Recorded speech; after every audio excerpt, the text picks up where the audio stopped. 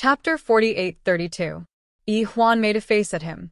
I'm not going to cry and beg to get married. But after saying that, she blushed. It was as if she was the one who had brought up this topic, as if she really wanted to get married. She asked herself if she was with Enchanting because she really liked him, or because she wanted to hold on to this driftwood. Was it because she knew that he was the best man she had ever met? It was unlikely that she would meet such a good man in the future, and one who treated her so well. She was a little confused. She was also a little impulsive. Before she figured it out, she wanted to hold on to him and trap herself. But Enchanting said that they were going to get married soon. Why was she hesitating? How pretentious. Enchanting smiled and didn't say anything. They were developing very quickly now, and he didn't think it would take 2 years. Perhaps they could have a child while she was studying in Italy. Actually, they could get married at any time and they could have any kind of wedding they wanted. It wasn't that Enchanting didn't care about it, but he cared more about living with her. Of course, he couldn't let her know about some of his dark thoughts. He also admitted that he was more despicable than Yi Xiangnan, and he might not be able to tolerate it for long. Enchanting was quiet and didn't say anything. Juan looked at his expression and felt that he was a little strange. She sneaked a peek at his face for a long time. Enchanting smiled. What's wrong? Juan frowned. You look like you're plotting something. Enchanting, do you know that you have this expression when you're scheming against your opponents in the company? Did I? He put away the thoughts in his mind and smiled. It was that gentle Enchanting again. But Juan had seen his methods over the years, and she didn't dare to trust him easily. She coughed lightly. I'm going to sleep. Enchanting knew that she was really tired and didn't drag her to talk, even though he wanted to spend time with her. Even though they couldn't do anything, it was still good to talk. He helped her lie down. They had discussed marriage today, so he lowered his head and kissed her. Juan was a little surprised, but she didn't reject him. Instead, he stroked his lips and didn't say anything for a long time. Go to sleep. I'll take you back tomorrow morning. With this injury, you should rest at home for a few days. His voice was very gentle, so gentle that Juan was intoxicated. She had never heard Enchanting speak in such a tone. It was as if he was talking to his lover. His heart throbbed a little, but he had to pretend as if nothing had happened. It was a little hard for him. She pursed her lips and made a sound of acknowledgement. However, after a while, she remembered and said, I'm fine. I don't need to rest for a few days. Enchanting was quite domineering. Listen to me. His hands pressed down on her shoulders, not allowing her to refuse. Juan wanted to say that her parents didn't control her like this, but she paused. Suddenly, he realized that everything was different. It was because of the change in their relationship that his attitude towards her was different from before. In the past, he would coax, cheat, and pamper her. But now, he treated her like a woman. His identity had also risen from big brother to the role of a man. Juan's face heated up again. Enchanting placed his palm on her face. Naturally, he could feel that her face was very hot, so he smiled. What's wrong? Nothing, she said awkwardly and turned her head away. Enchanting leaned over and asked in a low voice, Really nothing, huh? Chapter 48:33. On the other side, Qin Xian was driving with music playing. It was his favorite singer, Qin Xian, who loved endless loops. At that moment, it started raining again. He turned on the windshield wipers. It happened to be a Friday, and it was also the rush hour. The traffic was jammed, and he didn't know how much Bai Anan had drunk during this time. Seriously, she was an old woman. It was just a breakup. Moreover, he really doubted that she and Enchanting had ever started. If they hadn't started, what was there to be disappointed about? It wasn't like all the men in the world had died. But with Bai Anan's personality, it was really troublesome to find a man. Sometimes, it wasn't a good thing for a woman to be too rich or too capable. At least, she had fewer choices when it came to finding a man. Qin Xian put his finger in his mouth and bit it as he drove. He waited for the traffic to clear before driving forward. Just like that, he arrived at Bai Anan's bar at around 9 o'clock. When the bartender showed him the bill, his face was about to turn black. A woman had spent more than 600,000 in a bar, and all the dishes were the most expensive. Qin Xian swiped his card with a dark expression and helped the drunk woman out. Bai Anan was drunk and very restless. She was still throwing a tantrum on his shoulder. Who are you? Are you a gigolo who wants me to buy you? He was a gigolo, and he was very good-looking. Bai Anan pinched his face gently. Not only was he good-looking, but he was also very comfortable. So tender and good-looking. Bai Anan's eyes were a little dazed. She stumbled backward and leaned against a table. I told you, I won't pay. Pay? Qin Xian laughed angrily. What did she think he was? Was he selling his face? He sneered. Lawyer Bai, do you really think highly of me? Are you satisfied with my face? Bai Anan walked forward again and patted his face. About 200. Qin Xian's face darkened and he grabbed her hand. Don't touch. Bai Anan's suit jacket was in her hand. Actually, she had a good figure. Of course, she didn't look bad.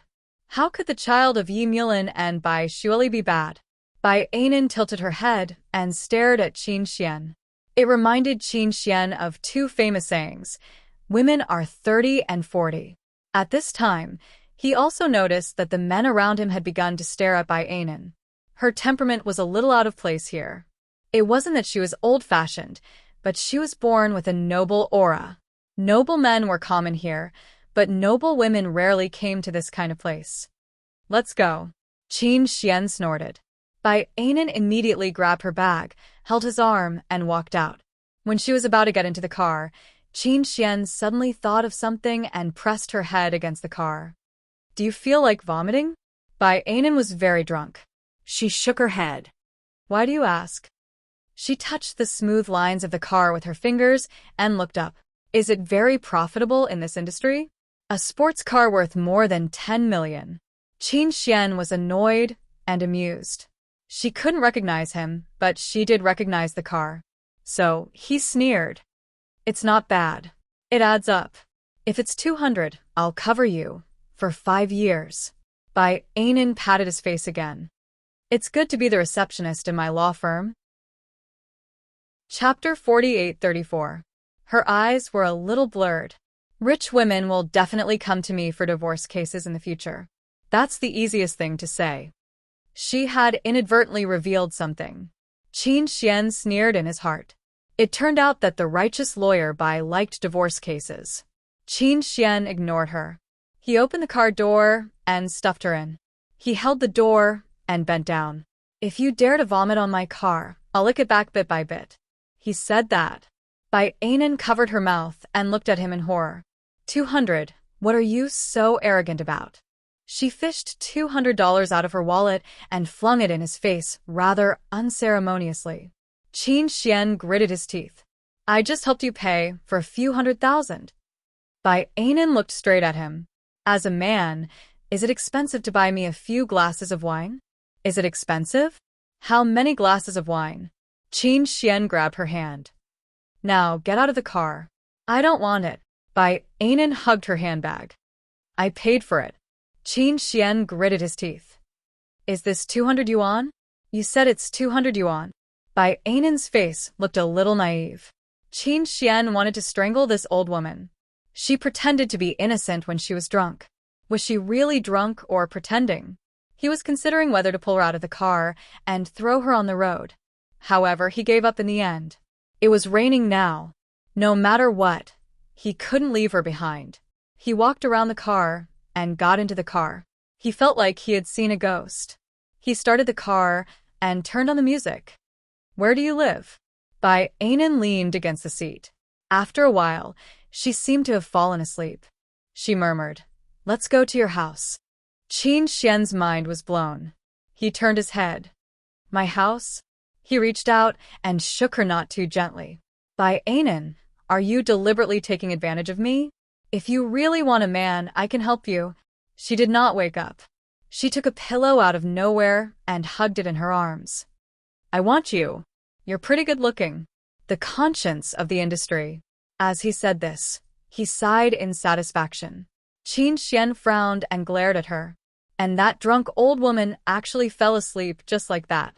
Outside the car, it was dark and raining. His car was filled with the aroma of wine, and there was also the faint scent of a woman's perfume. Qin Xian thought with some disgust. She even knew how to use perfume. He started the car and drove towards the villa where he lived. Qin Xian lived quite far away. It was a full 40-minute drive.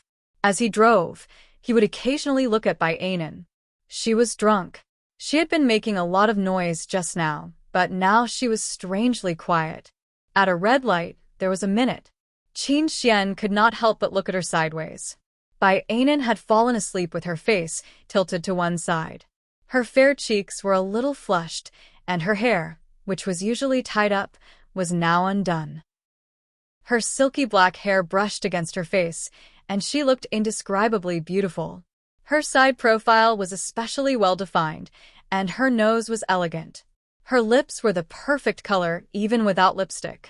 Fragrant and soft. Qin Xian suddenly thought of these words to describe Bai Anan's appearance. She was beautiful, but not seductive. Usually, she would consciously hide it. Now that she was drunk, she had a charm that was not usually seen. However, no matter how charming she was still a 30-year-old woman to Qin Xian. He would not be interested. He turned his gaze away and stepped on the accelerator. About half an hour later, the car arrived at the villa where he lived. Chapter 48-35. The villa was a standalone building with a total area of more than 600 square meters. Usually, only part-time workers came here because Qin Xian didn't like to be disturbed. The car stopped in the underground garage and turned off the engine. He turned his head to look at Bai Anan. "We're here." Bai Anan changed her position and continued to sleep. Qin Xian shook her a little rudely. "We're here. Do you want to make a call?" How old am I? Bai Anan mumbled and yawned again. "We're here. I'm going to sleep." As she said that, she opened the car door shakily and got out of the car shakily. She walked towards the elevator.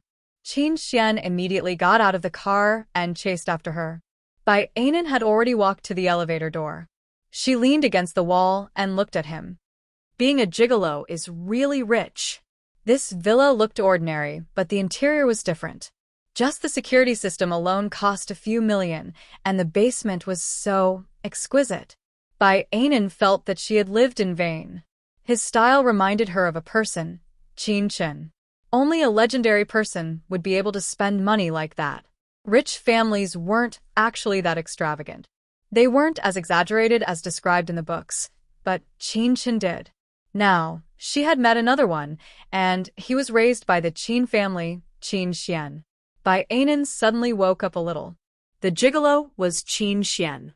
She couldn't take the 200 yuan, she thought with some pity. Qin Xian also realized that she seemed to be a little more awake. He put his palm over her and brought her into the elevator. Bai Anan stood in the elevator and wanted to sleep.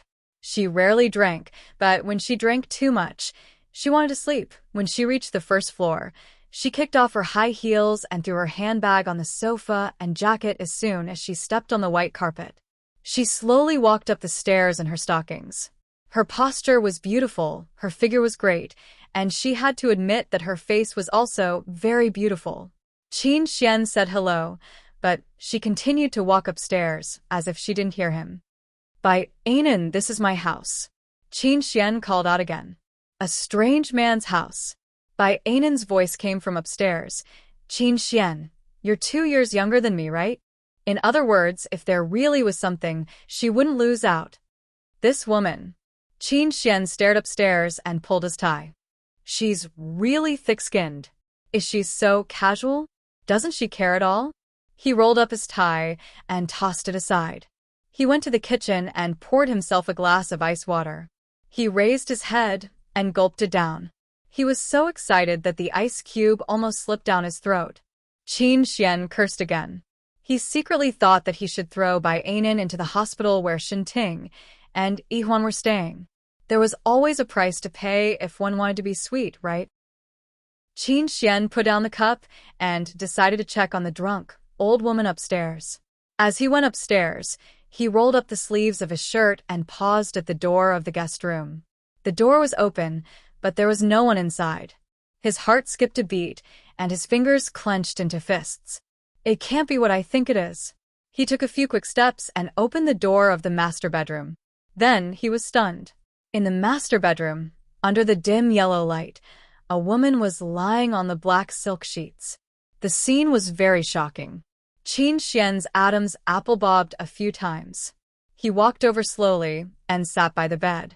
His fingers were trembling as he placed them on her shoulder. By Anan, this is my bedroom. She buried her face in the pillow of the same color and said weakly, just one night. Don't be too stingy. Chapter 48-36. Qin Xian raised his voice. If I don't sleep here, I won't be able to sleep. Ah! Bai Anan looked up and stared at him. Then, she gulped and patted the spot beside her. I'll give you half. Qin Xian gritted his teeth. Woman, why are you so thick-skinned? Both parties are consenting and nothing happened, so there won't be any civil disputes. Bai Anan shouted. Young Master Qin, what are you afraid of? Qin Xian raised his voice. Hey! Are you kidding me? I'm not taking you in to sleep on my bed. Guest room, this is the last time. Bai Anan occupied the bed. This is also the last time. I'll sleep here. Qin Xian bounced up, as if he was scalded. He glared at her and gritted his teeth. Bai Anan, I'll give you one last chance. Are you sure you want to sleep here? Bai Anan scoffed. Please close the door for me when you go out. Thank you. Qin Xian walked over and closed the door, but he locked himself in as well. After a while, he took some clothes from the bedroom and opened the bathroom door. Bai Anan, don't regret it. Don't cry and ask me to take responsibility. Qin Xian took a cold shower. He must have been too angry to take a cold shower. He had never seen such a thick-skinned woman who had to lie in a strange man's bed. Although he knew that she was drunk, if she wasn't evil, why would she have such thoughts? After taking a shower, Qin Xian changed into a black bathrobe. It was also silk. Yes, the only person in the Qin family who had inherited Qin Chen's extravagance was Qin Xian. The place he lived in was filled with luxury goods, and each of them was priceless. He didn't think that it was bad.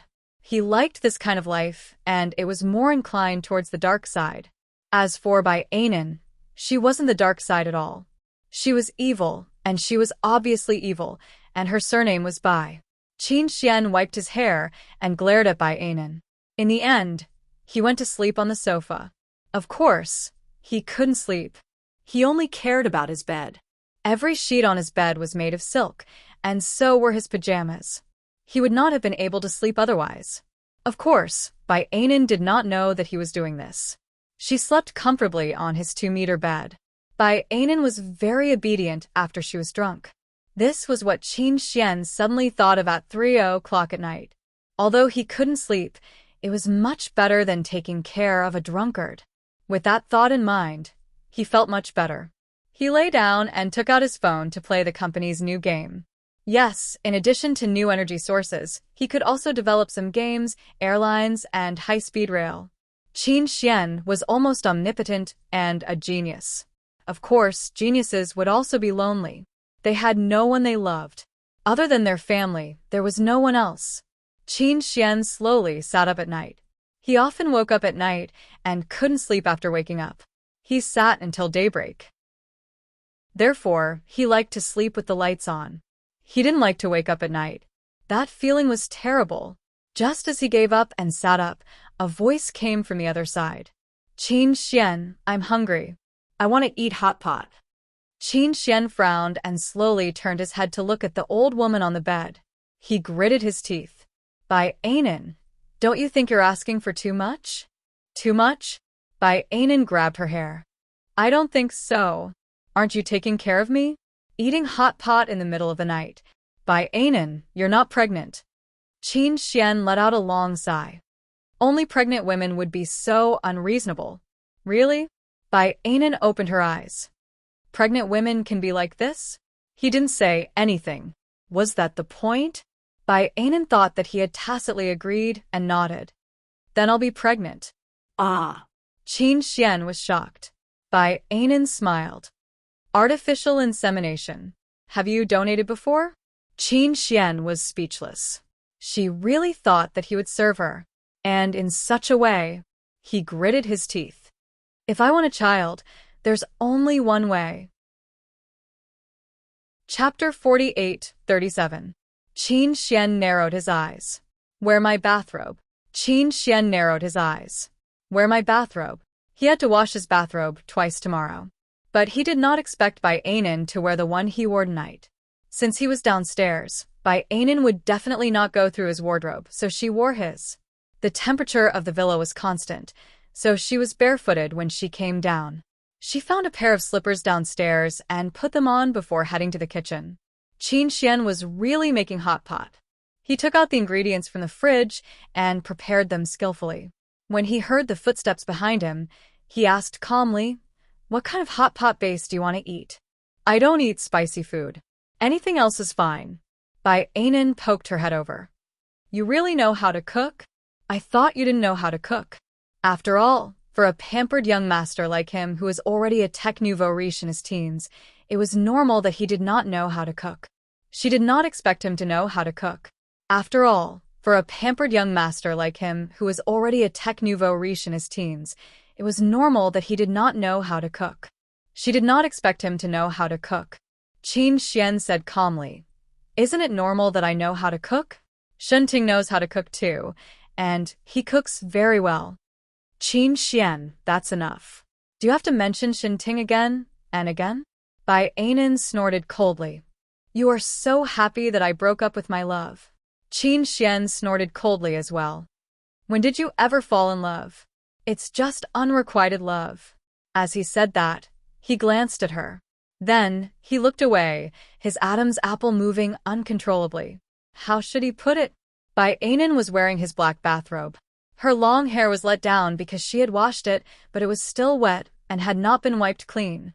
Her collar was tightly wrapped, so there was absolutely nothing that should not be revealed. But really, she was beautiful without even knowing it. Bai Anan did not seem to know that she was beautiful and always acted like she was used to it. She seduced others without even knowing it. Qin Xian frowned. "Go and dry your hair." "I don't want to, it will dry in a while," she said nonchalantly. "Do you have fruit? I want to eat salad." "Take an apple for yourself." Qin Xian would not spoil her. She really treated him like a manservant. Bai Anan nodded. "Okay, then I'll starve. I'll wait for you in the living room." As he walked, he rubbed his belly. "I'm so hungry." Qin Xian looked at her back and snorted. "I really don't know where she gets her confidence from." Humming, he cut a few fruits and made a fruit salad for her. He walked to the living room and put it on the coffee table. Bai Anan was lying on the sofa watching TV. This was exactly what her home looked like, and Qin Xian was her manservant. When he brought it over, she merely lifted her eyelids. "Thank you." As he ate with his fork, he continued to stare at the TV, completely ignoring his pretty face. Qin Xian gnashed his teeth. "Are you also so casual in other men's homes?" "Oh, I'll do as the host pleases." Bai Anan stretched and looked at him strangely. "You're not happy? If you're not happy, I'll go to someone else's house next time and improve it. After all, it's most important that everyone is happy. You still want to go to another man's house." Qin Xian sneered. "Aren't you afraid that someone will eat you up?" Bai Anan was not too bothered. "I happen to have a child. Didn't you say that there's something wrong with me?" Qin Xian was exasperated. "What kind of woman are you? You're so thick-skinned." Bai Anan smiled. "I adapt to the situation. Just like Enchanting." She clapped her hands. "Actually, I'm not that sad. But isn't the normal procedure of a breakup supposed to be drinking? It's a ritual." Chapter 48:38. Qin Xian's face darkened. "Are you going to drown your sorrows or celebrate?" Both. Bai Anan didn't avoid it. Qin Xian sneered. "But you can't let others pay for your sense of ceremony." Bai Anan looked surprised. Ah. "I don't think I called you President Qin. You were the one who forced me out of the bar. You're lucky that I didn't sue you for attempted rape." Qin Xian really wanted to put the hot pot on her head and see if she could still say something like that. He was really pissed off. How could there be such a thick-skinned woman in this world? She looked so not bad. She was so thick-skinned and had a venomous tongue.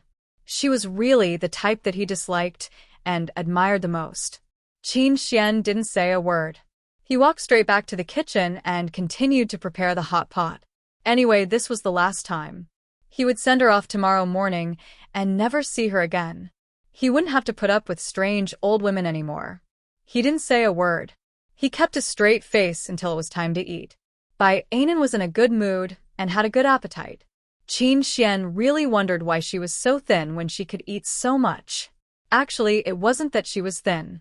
It was just that he felt that she was fat, but he didn't feel that it was enough. Her figure. Qin Xian's Adam's apple moved quietly again. The reason why Bai Anan ate so happily was because Qin Xian's cooking was very good. The kind that could make the tip of the tongue pregnant. She had always liked to eat hot pot, and his cooking was not bad. It was only more hygienic. After eating for half an hour, she was finally full. She finally leaned against the back of the chair and looked at Qin Xian. You eat so little. Qin Xian quietly packed up the things. I don't have the habit of eating supper. That's good. You keep your figure. Bai Anan grinned. After all, you have such a weird temper. If you don't have a good-looking face and a barely presentable body, you'll probably be a bachelor in the future. Qin Xian looked up at her. Unfortunately, I also think the same way. So, you should quit eating supper in the future. Otherwise, you probably won't be able to get married.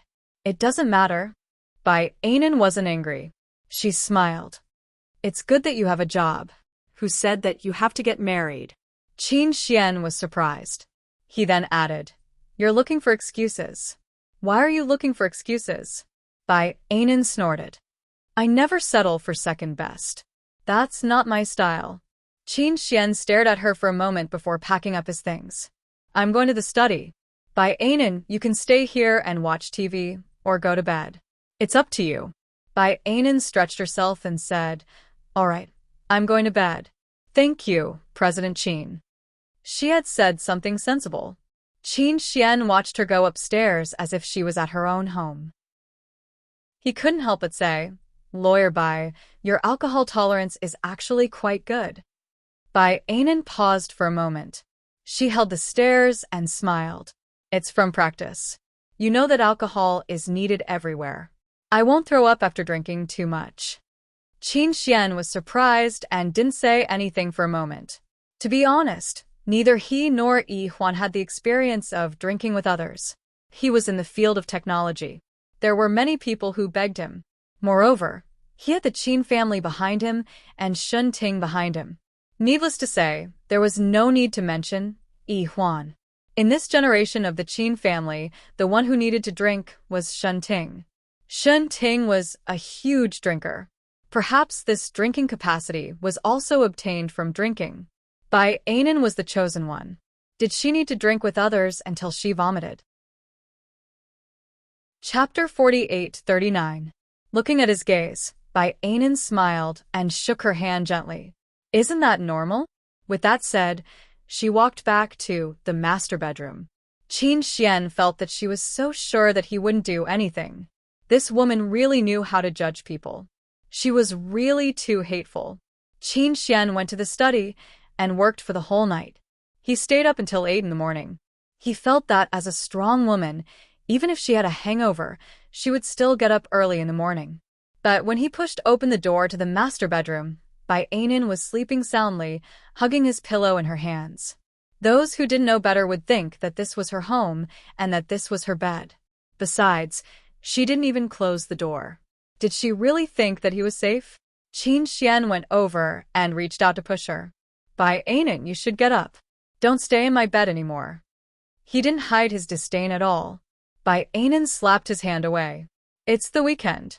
So, he gritted his teeth. Bai Anan turned around and looked at him. We only ate half of the hot pot last night. We can make do for lunch. She meant that she wanted to stay here for half a day. Qin Xian sneered.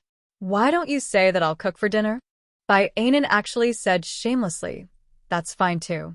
I'll get my secretary to send my laptop over in the afternoon. I can work here too. By Anan. Qin Xian finally couldn't take it anymore. Didn't you say that it's the weekend? Yes, so I'm not going to the office. Is there a problem? She pretended to be innocent and pure, but the word shameless was written all over her. Qin Xian felt that the argument he had with a lawyer, the most famous lawyer in the industry, was like a scholar meeting a soldier. How did she become a lawyer? She might be more professional if she was a gangster. He gritted his teeth. You're relying on me now, aren't you? I'll leave tomorrow. I have a 2:00 flight to Switzerland tomorrow afternoon, she said indifferently. It seemed very light, but for Qin Xian, it was a very tempting condition. Bear with it a little longer, and she would be gone. Moreover, when she went abroad, he wouldn't contact her anymore and wouldn't take the initiative to provoke her. She wouldn't have to bear with it anymore. Qin Xian endured it. Ask your secretary to bring your clothes over. Don't wear men's clothes all the time in my house. It's very ugly. You can't hold back anymore. Bai Anan smiled.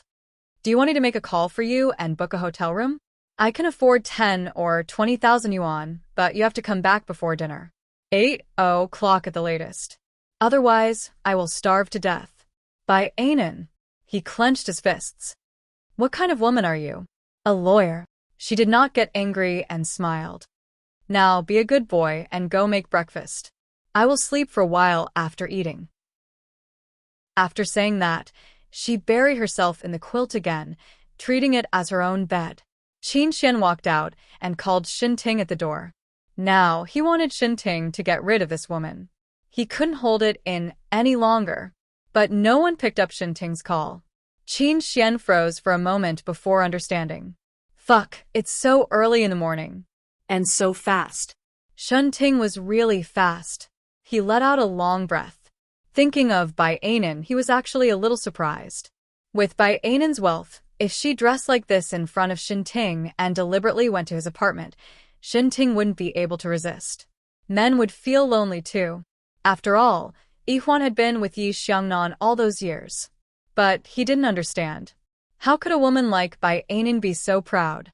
Kong Kong, she was so bold in front of him. Happy Mid-Autumn. Chapter 4840. Qin Xian hung up the phone and went downstairs angrily. He sat on the sofa downstairs and couldn't understand why Bai Anan would stick to him. He rubbed his chin gently with his thumb and finally fell asleep on the sofa. He woke up because Bai Anan's secretary had come over. This woman was really planning to work at his house. Bai Anan's secretary looked sweet and actually resembled Yi Hui. Qin Xian took a few more glances at her and then asked her to wait downstairs while he went upstairs to call Bai Anan. Bai Anan could sleep in his bedroom and climb into his bed, but that didn't mean that Qin Xian liked others to watch in his bedroom. He walked slowly up the stairs. When he reached the corner of the staircase, he paused. But he still knocked on the master bedroom door. The door opened and Bai Anan was still wearing his bathrobe. She went back to the sofa and played with her phone. She lowered her head and her black hair covered her eyes. What's the matter? Lawyer Bai, I'm not your subordinate. Qin Xian crossed his arms in front of him. Bai Anan nodded. I know. What's wrong? Your secretary is downstairs. Qin Xian's voice was cold. Go downstairs immediately. I don't like strangers at home. Bai Anan finally put down the phone in her hand. Yaran? I thought you'd be happy. She's the prettiest girl in my law firm. Really? Qin Xian didn't seem moved. Bai Anan curled her lips. I thought you would like girls like Yi Hui, so I specially asked Yaran to come over to deliver something. After she said that, Qin Xian's expression didn't look too good, because she had hit the nail on the head. Although he wasn't particularly moved, he still had some feelings for her. He didn't expect Bai Anan to be able to see through it. After all, they had only been together once or twice, and she even said it out loud. I don't think so. Qin Xian's voice was cold. Go downstairs. Bai Anan glanced at him and felt that he was being a little strange. She walked out slowly, and as she fastened her belt, she said with some uneasiness, By the way, President Qin, you should find a girlfriend now that you're getting older. Otherwise, you'll seem a little weird when you're so hot-tempered. Qin Xian's face darkened again. Bai Anan smiled and finally went downstairs. She acted as though this was her home. As she walked down the stairs, her secretary, Arun, stared at her superior and boss, stuttering, "Lawyer Bai, is this your boyfriend?" Without waiting for her to speak, Secretary whispered again, "Very handsome. Moreover, it looked like he was really rich. The decoration here was very tasteful, and the smell of money was everywhere." A pretty boy. Bai Anan didn't think much of it and said, "What a bad temper." She sat on the sofa and took stock of her belongings. Secretary looked at the men's bathrobe she was wearing. God, Lawyer Bai looked really good in it, and it looked like a wife wearing her husband's pajamas. How should she put it? It felt like it was a good match. Lawyer Bai had always been very good-looking. She was also an elite in the industry and had high standards. Now that she finally had a man she liked, Secretary felt that this pretty boy was more suitable for Lawyer Bai than President Shun. President Shun looked like an elite like Lawyer Bai. Wouldn't it be especially boring for two people of the same type to live together? Chapter 48-41. This pretty boy was different. He had a pretty face, and he seemed to be more exquisite and good-looking than a woman. His figure was also very good, and his black trousers made his legs look very, very long. Secretary sighed in her heart. What a masterpiece! That Lawyer Bai must have been very happy these 2 days. Bai Anan flipped through a file and read it carefully. How could she know that her secretary had already thought so much in the blink of an eye? She only read for a minute before letting Yarun go back. After Yarun left, Bai Anan didn't go upstairs immediately. She sat on the sofa and read the file. Qin Xian came down from upstairs and saw her fascinated look. He walked behind her and flicked her hair with his finger. Change your clothes. Didn't you bring clothes over? What if someone comes over dressed like this in my house? Who would come over if you lived alone? At most, Auntie Zhongdian would come over, and it wouldn't be strange, unless you brought someone of a different gender back before. That would be strange. Bai Anan's gaze fell on the file as she spoke. Her fingers curled as if she was going to grab a mug, but her hand was empty, so she said naturally, "Go pour me a cup of coffee."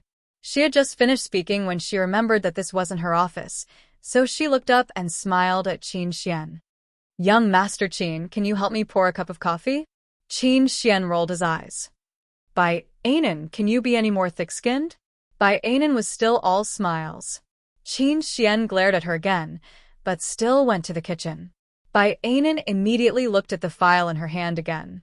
This case was quite tricky, so she was a little engrossed in it. At that moment, a soft voice came from beside her. She thought that Qin Xian had returned. Coffee. But the voice was very soft and gentle. Anan? Hearing this voice, Bai Anan was scared out of her wits. She slowly looked up. As expected, it was He Huan. She was Qin Mo's wife, Qin Xian's aunt, and Qin Xian's mother. The two families had dealings, especially with Xiangnan, so it was absolutely impossible for Bai Anan to pretend that she didn't know him. She squeezed out a smile and immediately jumped up. She reached out to pull her pajamas and explained helplessly, "Aunt He, this is definitely a misunderstanding." He Huan was in a very good mood. Shin Ting and Yi Huan were together. She had thought that Qin Xian was a big problem, but Qin Xian was really unexpected. He brought the girl back, and she was wearing his pajamas. What else was there to say? He moved swiftly. He Huan was very satisfied. Bai Anan's appearance was flawless, and her family background was clean. Yes, she was very good. In fact, she was a social climber. There were signs of Shin Ting and Bai Anan in the past, but as an aunt, she could tell that Shin Ting's heart had always been with Yi Huan. So, the two of them wouldn't do anything out of line. Shin Ting also stayed at home every day. But now that he was with Yi Huan, he was living outside. Yi Huan was an experienced person, so it was easy for her to understand. But she really didn't expect that Qin Xian would act so quickly and get together with Bai Anan. Her face was full of interest. Bai Anan hated herself to death. Wasn't she just greedy for 2 meals from a pretty boy?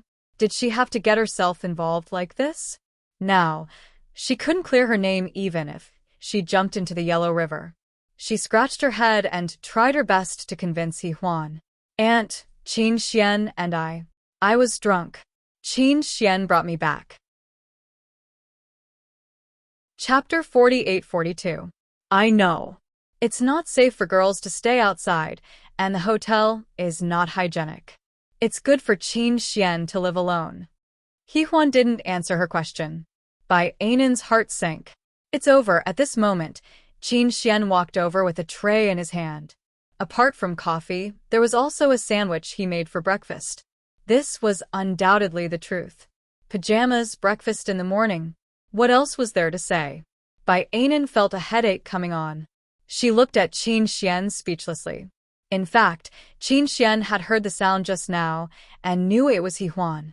He wasn't surprised. He put the tray on the table and looked at Bai Ainan. Sit down and have breakfast. Bai Ainan was too embarrassed to read documents and eat breakfast at the same time. She could have used his house as her office, but she didn't have the face to do so in front of the elders. She coughed lightly. I'll go upstairs to change.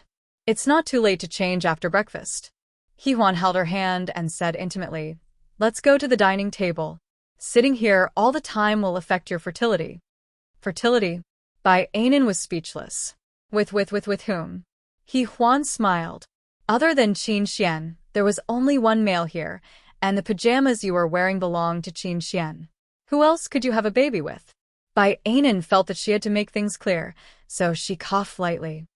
Auntie, it's really a misunderstanding. There's nothing going on between me and Qin Xian.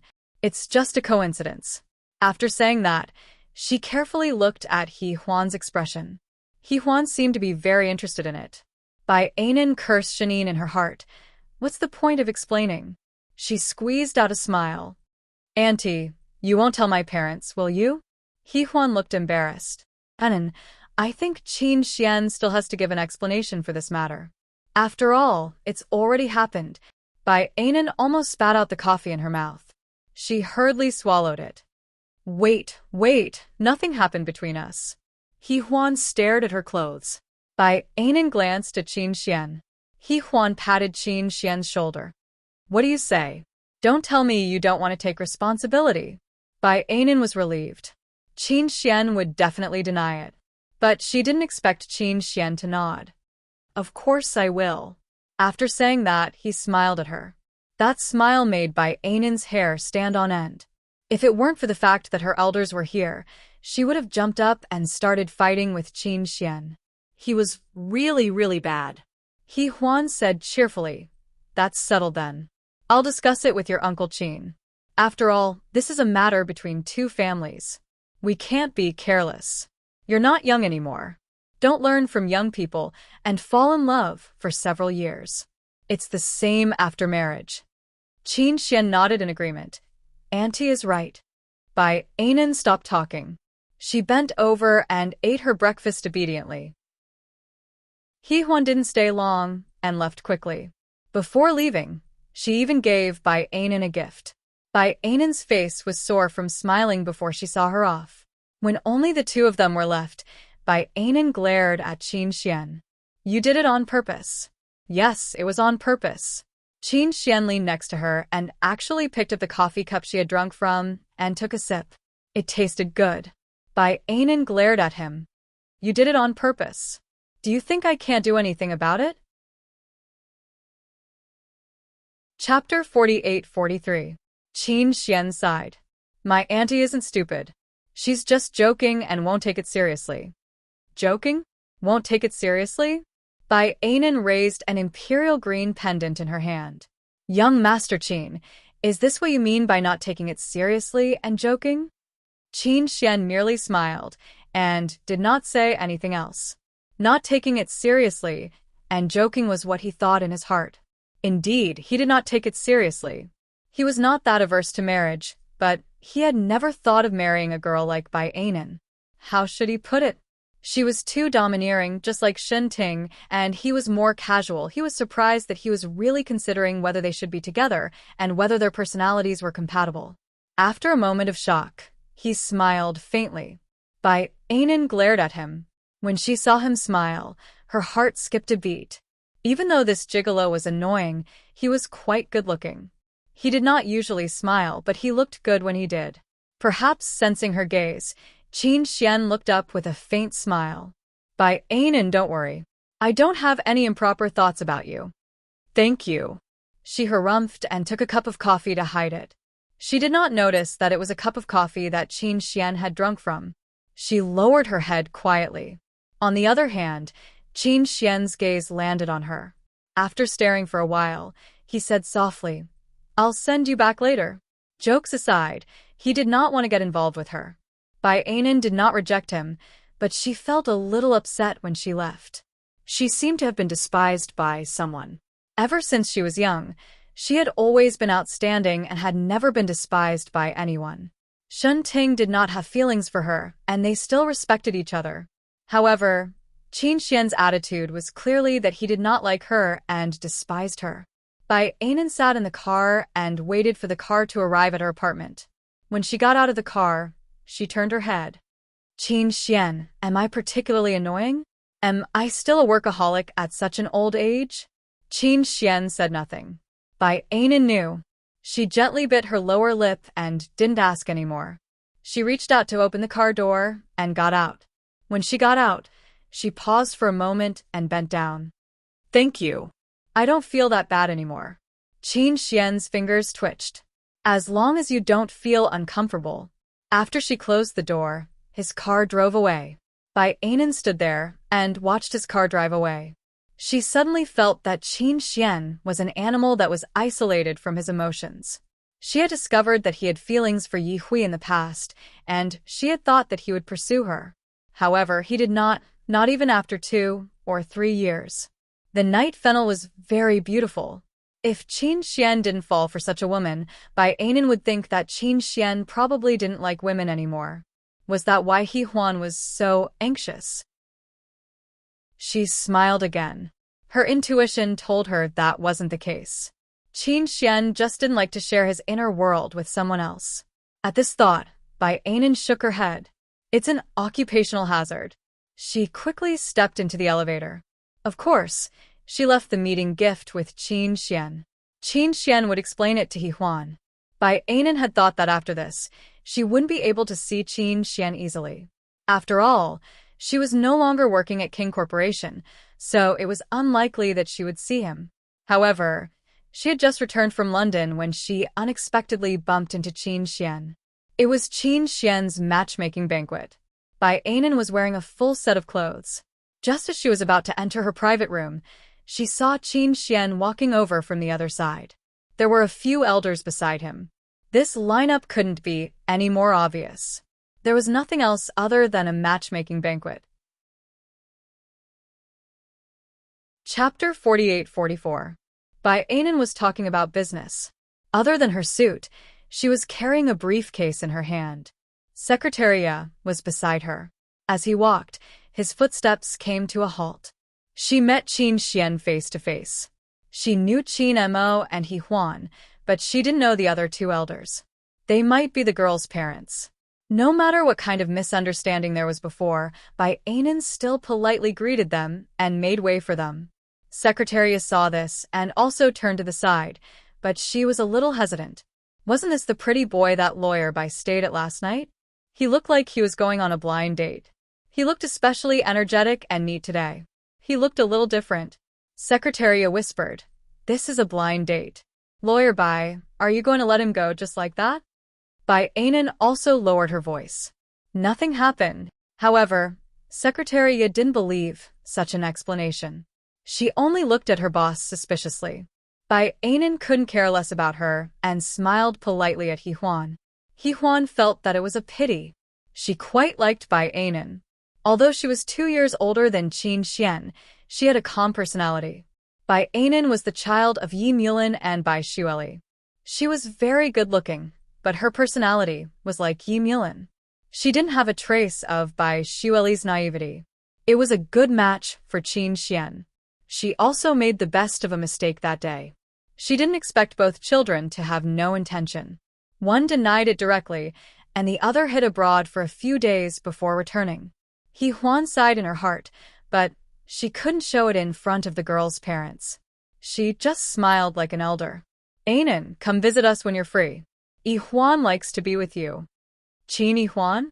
Mrs. Qin must be joking. Anan didn't expose her. She smiled. Okay, Auntie, I'll definitely go when I'm free. By the way, when are they getting married? Yi Huan sighed. Yi Huan is going abroad for 2 years. She said she's going to learn photography. She's going to Milan. Enchanting also let her go. Anan smiled and did not say anything else. She knew very well that in the next 2 years, King Group's business focus would be overseas. That was why Enchanting was willing to let it go. But from what she could see, they would be killing people soon. It was the same no matter where it was. Anan was a little absent-minded. When she returned to her senses, her gaze inadvertently landed on Qin Xian's eyes. His gaze was a little judgmental. Anan didn't really like this kind of gaze. It was as if all her thoughts were exposed to his gaze. Hence, the corners of her lips curled up. Uncle, Auntie, I'll go over then. The client is still waiting for me. Just as she was about to leave, Yi Huan suddenly stopped her. Girls shouldn't drink too much. Anan stopped in her tracks, as if she was a little surprised. She forgot to control her expression.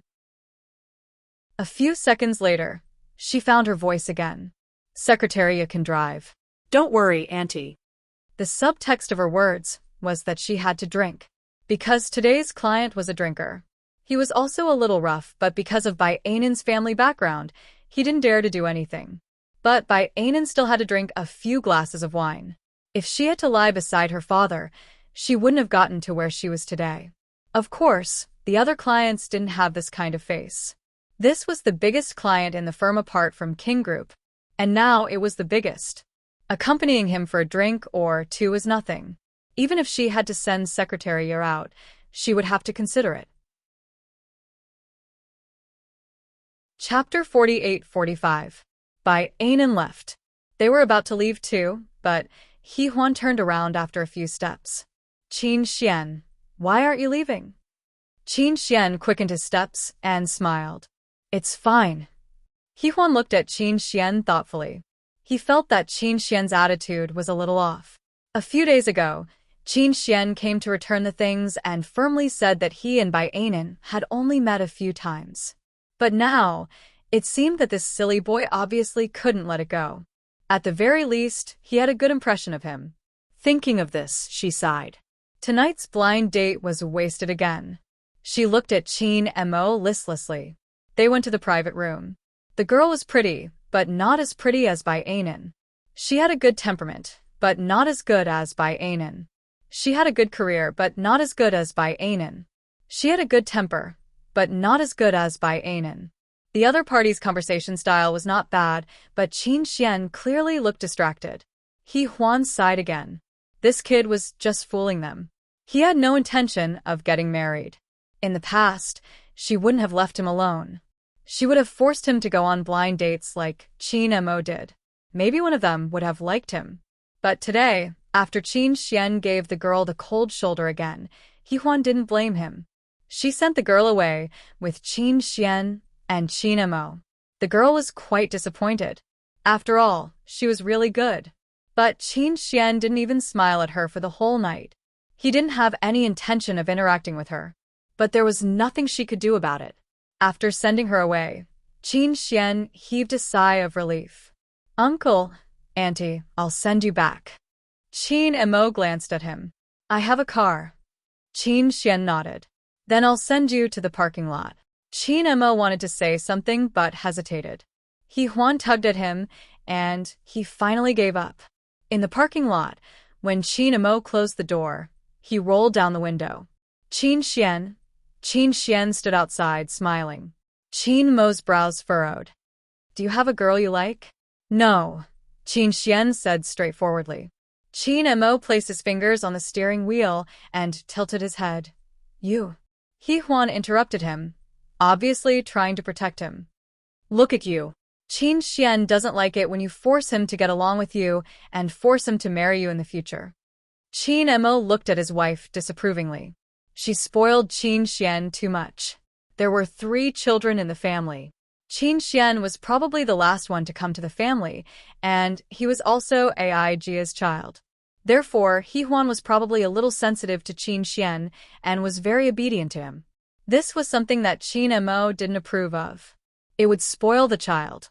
Fortunately, Qin Xian didn't go astray. He Huan began to act like this again when it came to marriage.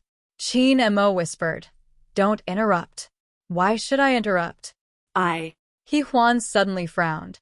"My stomach hurts." "Qin Mo, hurry up and drive." "I want to go home." Qin Mo looked worried. "What's wrong?" "I'm not feeling well. My stomach hurts. I need to lie down for a while." She covered her stomach with her hand, but she quickly gave Qin Xian a look.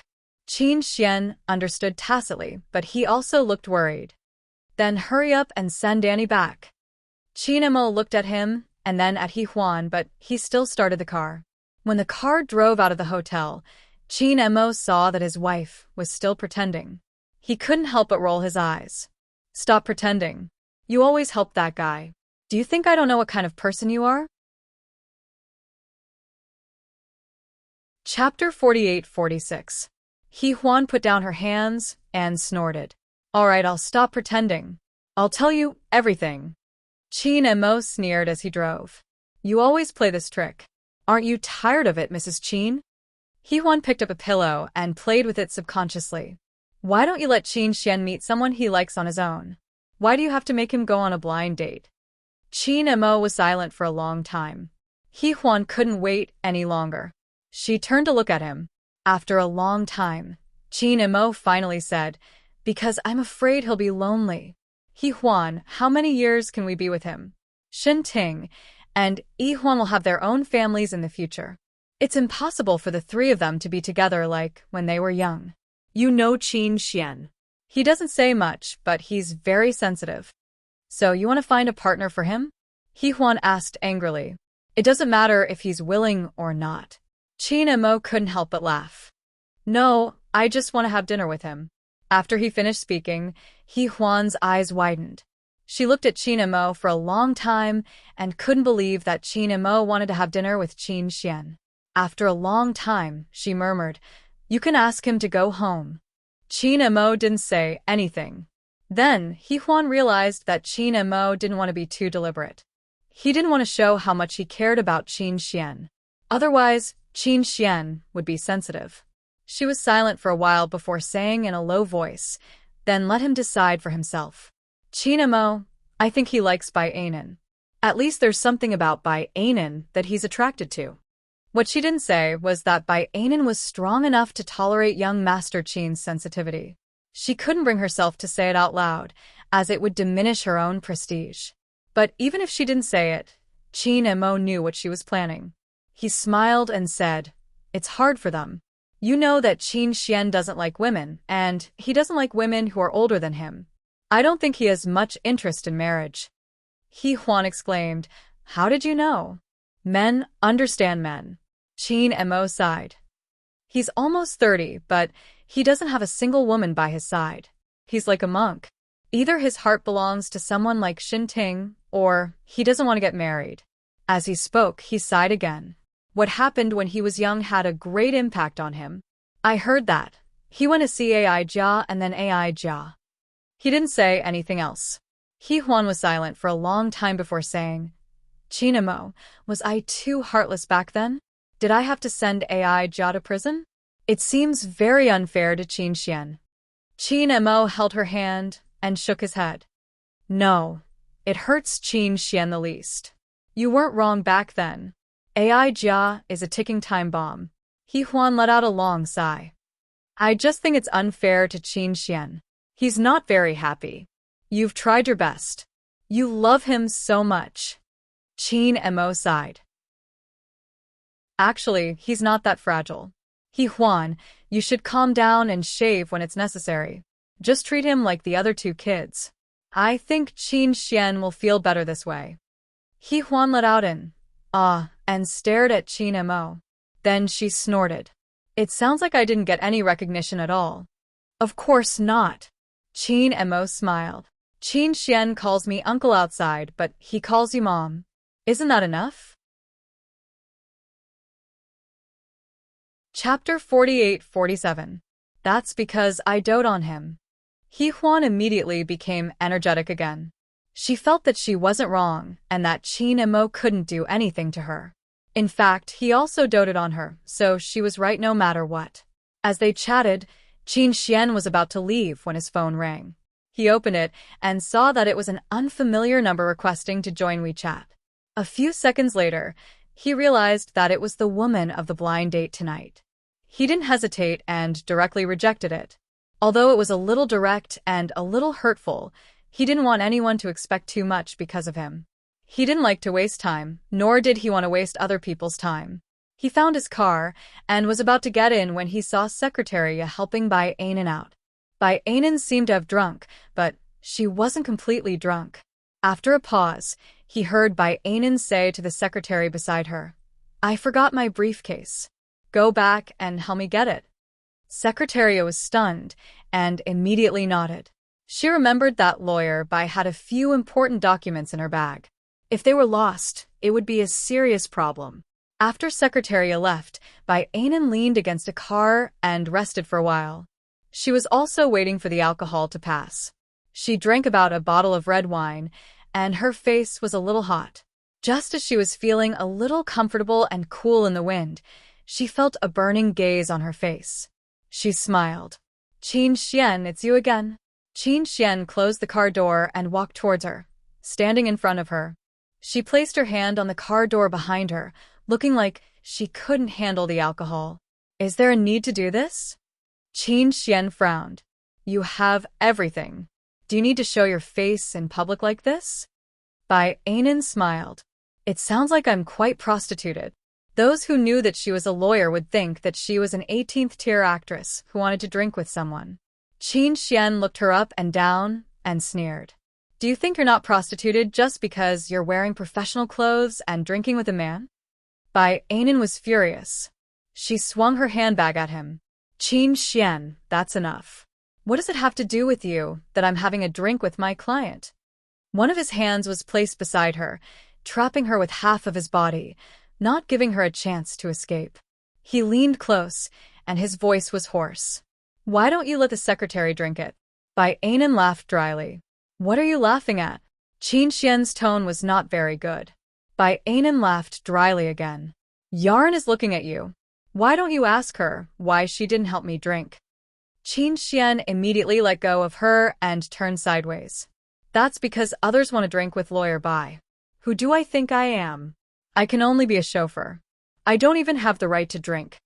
Bai Anan smiled and flipped her hair.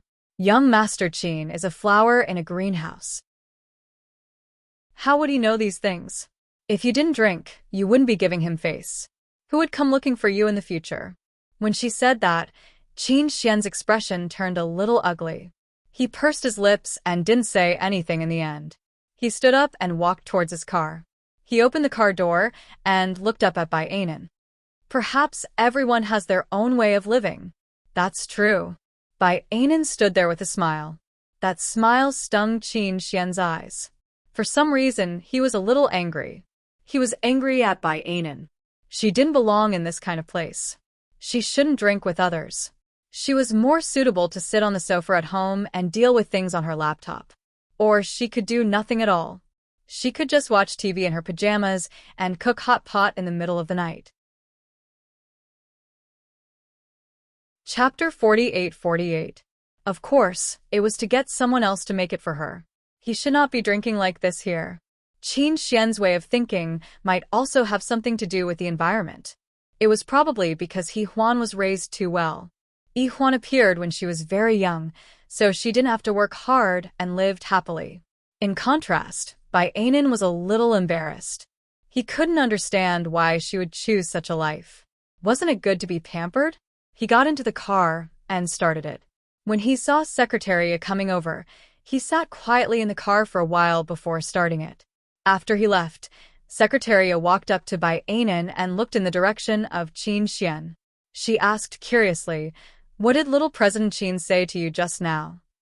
Bai Anan sobered up a little and tilted her head. How did you know he was Qin Xian? It's in the magazine. Secretary whispered. He looks even better in real life than in the magazine. His skin is so smooth that it can be broken by a blow. He's the best in the world. Bai Anan glanced at her. He's almost 30. How can he be so smooth? Secretary looked fascinated. Anyway, his skin is very good. Bai Anan took the things from her hand and opened them to take a look. She was a little relieved. She sat in the back seat and closed her eyes. Drive slowly, I'm not feeling well.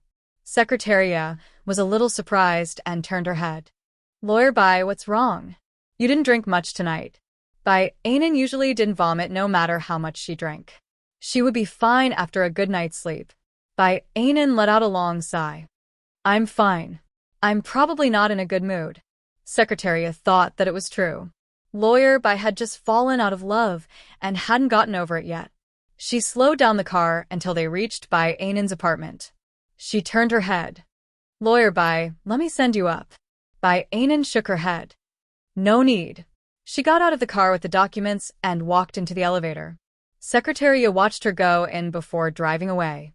Bai Anan was alone in the elevator. She looked at herself in the mirror and felt a little tired. Being busy with work and Enchanting's matter were quite a blow to her. Bai Anan rubbed the space between her eyebrows and thought to herself. She was already 30 years old. Qin Xian, that little brat, had already gone on a blind date. Moreover, it seemed like he went on blind dates frequently. Should she also go on a blind date? Her reflection in the mirror smiled bitterly. Back in her 180 square meter apartment, she opened the fridge and poured herself a glass of milk. She opened her laptop while drinking. Bai Anan did not have much entertainment. Work was her biggest form of entertainment. She had never felt that there was anything wrong with such a life. In the beginning, she liked Enchanting because they shared the same values. Even if they lived together in the future, there would not be too much conflict.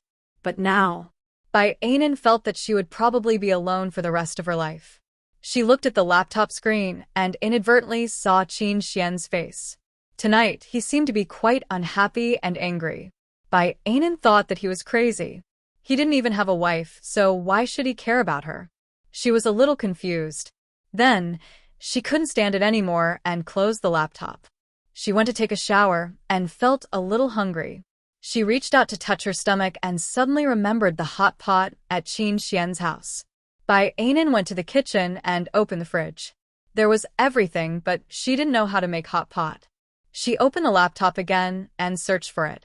Finally, she followed the steps. It tastes weird. She spat it out with a look of disgust and stared at the pot in front of her. In the end, she still threw it all away. She was still very hungry, so she went to sleep. Lying on the bed, she still felt that something was wrong. She turned her head to look at her bedsheets and suddenly felt that it would be better to change to black silk. Also, Qin Xian's bathrobe was quite comfortable to wear. Bai Anan did not sleep well that night. The next day, she went to the office with dark circles under her eyes. She had just sat down when Secretary came in and placed the morning newspaper in front of her. Lawyer Bai, this is today's morning newspaper. A cup of coffee, thank you. Bai Anan lowered her head and flipped through the morning newspaper. Of course, she also saw that her cousin of the same age was in the headlines every day on both the financial and entertainment pages. It was not a waste of his good looks. Bai Anan sighed. Secretary brought the coffee over and gently placed it on the table. CEO Yi is getting married next week. Here's the invitation. She handed over the invitation. Bai Anan shook her head. You're still giving me an invitation. She took it out and looked at it. It was a very ordinary invitation. It didn't have the aura of a wealthy family at all. It was completely perfunctory. Bai Anan couldn't help but sigh. They didn't even take wedding photos. Secretaria echoed. That's right. I heard that CEO Yi doesn't like the future Mrs. Yi. He didn't even prepare a wedding house. It's still the villa he used to live in, and it hasn't been renovated or anything. It's either black or white. There's no joy at all. Bai Anan looked at Secretaria. You know quite a lot. Secretaria smiled. There's gossip every day. Bai Anan thought of something. Do you know who that girl is? Secretaria's expression was a little meaningful. Tell me, Bai Anan said calmly, then took a sip of coffee. Secretary coughed lightly. She doesn't come from a good background. I heard that she used to be the manager of an 18th-tier actress in Starlight. Later, something happened to her, so she resigned. But I didn't expect that she was pregnant with a dragon seed and went into hiding. At such a critical juncture, she ran out to let the child recognize her as a father. Don't you think she's so scheming? Bai Anan glanced at her. Maybe she has her own difficulties. Secretary held her face. Lawyer Bai, you're so kind. These words were definitely sarcastic, because Bai Anan was famous in the circle of the rich for being an ingrate, a vampire-like existence. It was probably because she had done too many bad things, but at this moment, she actually had some rare kindness. Bai Anan glanced at her again. You're really getting more and more insincere now. It's obviously bootlicking. Secretary smiled. Bai Anan glanced at her again, not knowing what to say. In the end, she lowered her head and drank her coffee while looking at the newspaper in her hand. She couldn't help but sigh in her heart. That girl named Sumu won't have an easy life in the future. The gossip was quite clear. Sumu's original family was very bad. Her father was a gambler, her mother was weak, and she had a younger brother who was like a vampire. The whole family lived in the suburbs of B City. Bai Anan roughly knew the story at a glance. It was nothing more than classmate Yi Xiangnan accidentally having a fling with classmate Su. Classmate Su did not want to resign and then gave birth to the child. Originally, things were peaceful, and Xiangnan could still continue to live his life as a rich young master. However, this child was accidentally discovered by the Su family to be a dragon. Chapter 48-49. Thus, there was the following plot. It's really melodramatic. I don't understand. Bai Anan pursed her lips and smiled. Secretary whispered, You won't be happy at the nightclub in the future, right? Bai Anan folded the newspaper and glanced at her. The one who won't be happy will only be Sumu. Yi Xiangnan will only live happily. She was a little worried. Xiangnan's situation was different from Uncle Bai's. Auntie Wen's family background was good, and Uncle Bai liked Auntie Wen to begin with. But Sumu, she saw the photo. She was really ordinary, and her family was so poor. Thinking about it, it would be very difficult for her to enter his eyes. When a married man's heart wasn't on his wife, one could imagine what his life would be like. He would be very careless. Bai Anan was born into a good family and had seen many such resentful couples in the circle. Later, after becoming a lawyer, she helped rich women fight lawsuits. A group of big shots hated Bai Anan to death. If she wasn't Yi Mulan's daughter, she would have been skinned alive. Bai Anan sighed and threw the newspaper into the trash can. Seriously, letting people read these unnutritious things early in the morning, but the more unnutritious these things were, the better they sold. Public morals were deteriorating day by day. Bai Anan finished her coffee and began her day's work. Yurin said, Last night, CEO Zhang agreed to let our firm handle next year's affairs. Lawyer Bai, you're the best. Bai Anan put down the pen in her hand and said expressionlessly, As expected. If he dares to let me drink, he won't dare to not give him face. After all, in B City, no one dared to not give her father Yi Mulan face. She could be considered to be relying on her father. Although she was capable, she couldn't deny that she was relying on him. Secretary Ya's bootlicking began again. That's because Lawyer Bai is trustworthy. Bai Anan looked at her and smiled. She opened the drawer and took out a bag. This is for you. Today is your birthday, right? Secretary Ya cupped her face, surprised and happy. Thank you, Lawyer Bai. It was from Hermes. Although it was the entry fee, it was about 70,000 to 80,000 yuan, which was your Ren's 2-month salary. Shall we have dinner together tonight? It's my treat. Secretary inched towards them. Bai Anan made a sound of surprise. Invite all the colleagues? Secretary exclaimed. More than 100 people. Lawyer Bai, I'm just an odd job worker. Do you have to kill me like this? Bai Anan thought for a moment. Forget it. I'll go alone. Is this your return gift? Yarn was from City H. Even if she was 26 years old, she wouldn't go out of her way to celebrate with her family. Bai Anan had a good relationship with her, so it wasn't a big deal for her to celebrate her birthday with her. She lowered her head and said, "Go order a cake and pay for it. Also, order a decent afternoon tea for all the employees in the afternoon. Consider it your treat, but pay for it on my account." Secretariat was especially happy. "Thank you, Lawyer Bai." Bai Anan smiled. "Go out and do your work." After Secretariat left, she was slightly stunned. For example, she had never cared about birthdays. Other than her birthday, she never had the habit of celebrating birthdays. It was fine when she was young, especially after she went abroad to study and got her lawyer's license. She didn't have the leisure to celebrate birthdays at all.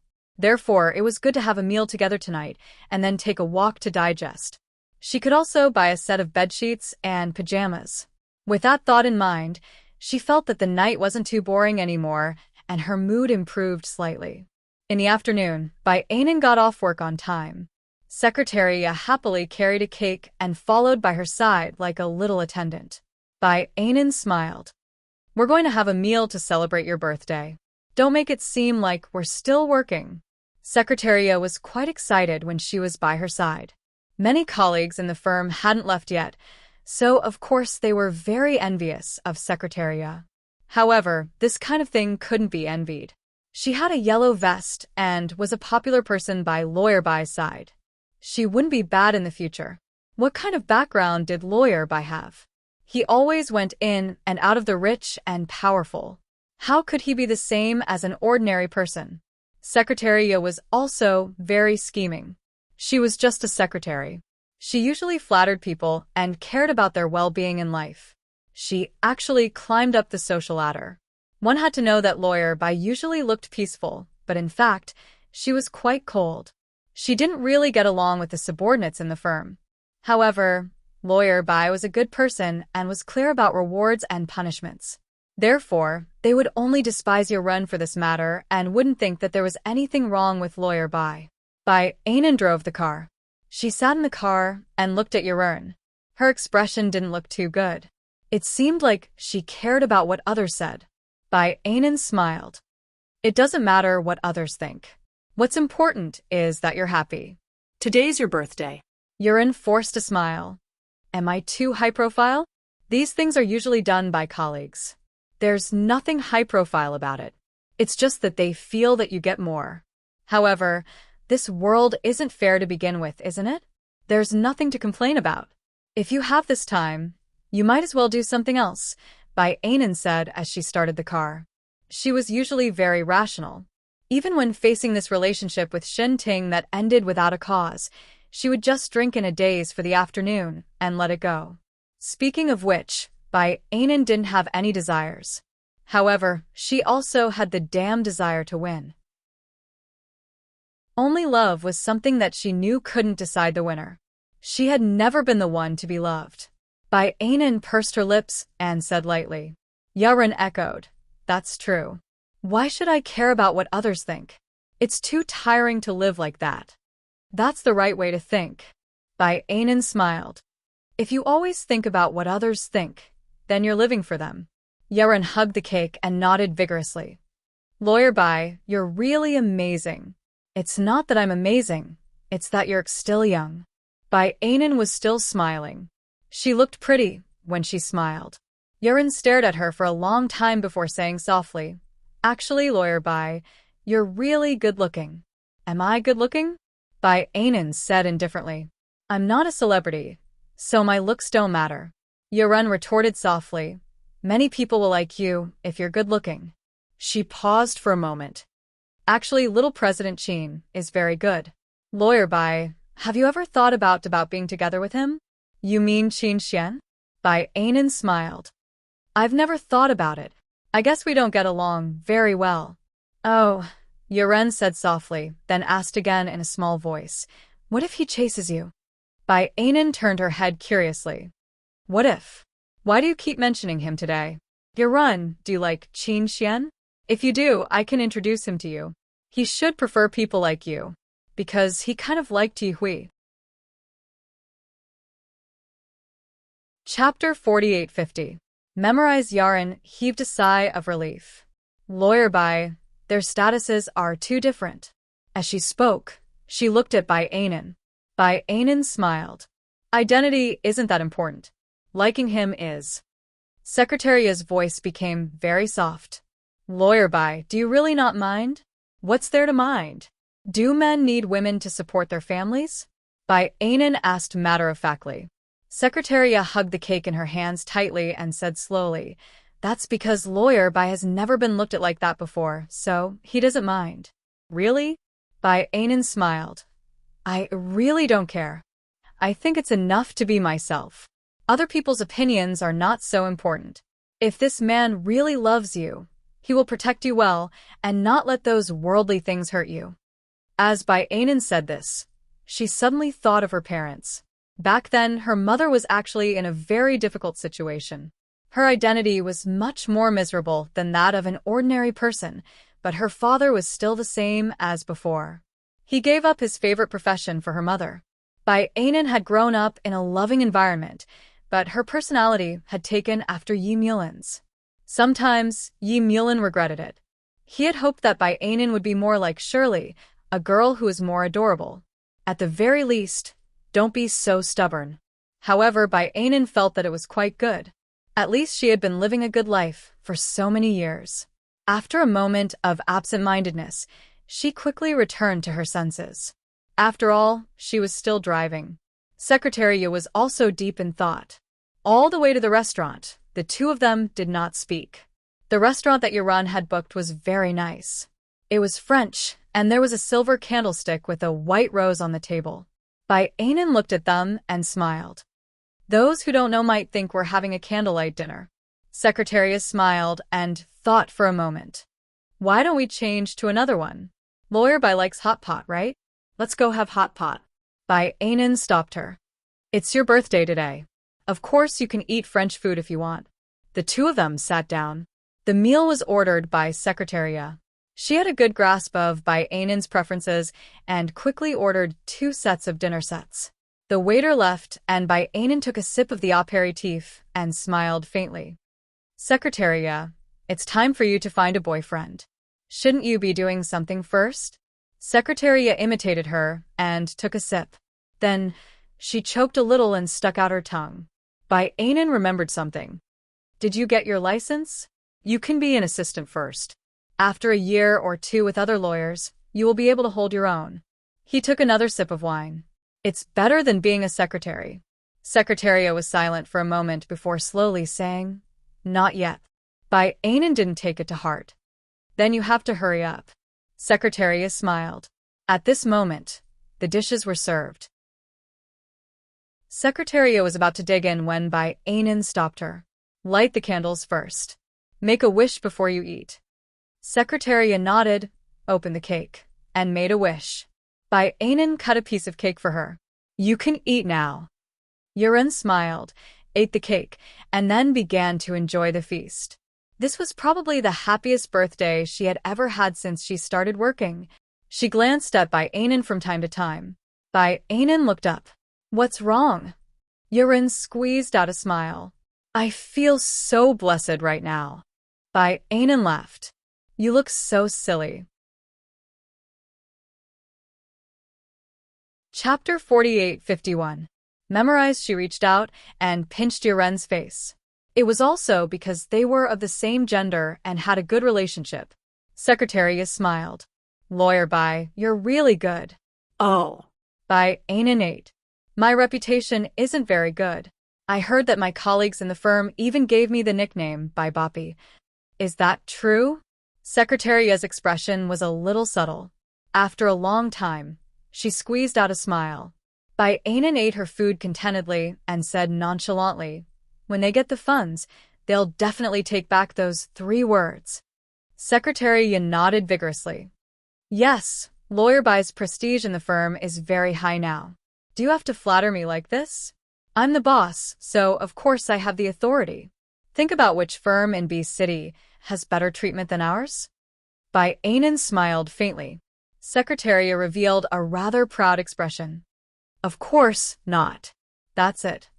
By Anan sighed. It's really not easy to be a boss these days. Secretary, you didn't say anything. She just looked at By Anan with the admiration of a little girl. By Anan couldn't stand her gaze. Just work hard. Don't flatter me. Yarun smiled and raised the bag in his hand. Thank you, Lawyer Bai. By Anan smiled slightly and didn't say anything.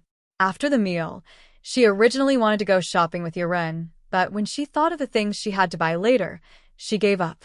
Yarun had seen her wearing Qin Xian's pajamas, so he would definitely misunderstand. Although she also bought it because she felt comfortable, she didn't want Yarun to misunderstand. Therefore, By Anan went shopping alone. She carried her briefcase and walked around casually. She specially went to several shops before she found Qin Xian's pajamas and bedsheets. Of course, the price was also extremely expensive. She bought 2 sets, which added up to more than 200,000 yuan. How extravagant. By Anan sighed that she didn't live as well as a man as she swiped her card. The shopping guide made a large order and personally helped her take it to the parking lot and put it in the trunk. By Anan was just about to leave when the car window on the side suddenly lowered. The person sitting in the car was none other than Qin Xian. Qin Xian's gaze landed on the shop assistant. He frowned. By Anan, what did you buy? By Anan also didn't expect to meet Qin Xian here. She coughed lightly. Why do you care what I bought? It's none of my business, but this brand looks familiar to me. Qin Xian's gaze was probing. Or did Lawyer Bai buy something shady? By Anan was exasperated. Just as she was about to speak, the shop assistant beside her said with a sweet smile, Sir, Miss Bai has purchased 2 sets of bedding and bathrobes from our brand. They are all made of black ice silk. They are very tasteful. The shopping guide thought that she had helped By Anan out, but after she said that, By Anan wanted to dig a hole and hide in it. What the hell is going on? Oh? Qin Xian smiled and opened the car door to get out. The shop assistant's eyes lit up. A luxury car, a handsome face, and a pair of long legs. Qin Xian glanced at her and gestured for her to leave. The shop assistant left rather dejectedly. By Anan opened the car door and threw her briefcase inside. She leaned against the car door. Young Master Qin is quite charming. Even a chance encounter can make the shop assistant's heart flutter. Chapter 4852. That's her business. Qin Xian leaned against his car and crossed his arms. By Anan, why did you buy the same bedsheets and bathrobe as mine? Don't tell me you have a crush on me? By Anan scoffed coldly. Has young Master Qin always been so narcissistic? She paused for a moment before rolling her eyes at him. I just feel that it's quite comfortable. Qin Xian looked at her strangely. Is that so? Then I hope you sleep better tonight. He sat in the car and did not close the door immediately. Instead, he seemed to be in deep thought. Perhaps it's not the bedsheets and pajamas. Lawyer Bai, you've been single for a long time, and there's something wrong with you. He chuckled. Find a man. Compared to bedsheets and pajamas, it's much better for you to sleep. By Anan was furious as she gritted her teeth. Seems like young Master Qin is very experienced in this aspect. I don't have any problems in this aspect. Qin Xian smiled and closed the door. Soon, the car left. By Anan harumphed and walked to the back of the car to open the trunk. She hesitated for a moment and wanted to throw the things away. She couldn't take it anymore, but it was a waste to throw it away. Hence, she brought it home. After returning home, By Anan studied the washing and drying machine at home. It took her a long time to figure out how to use it. An hour later, she laid on the bed and took a shower before changing into a black bathrobe. Lying on the bed, she felt really comfortable. She took a sniff and muttered, It's reasonable. She thought that she would fall asleep soon, but after staying awake for a long time, she just couldn't fall asleep. She could only stare at the ceiling and count sheep.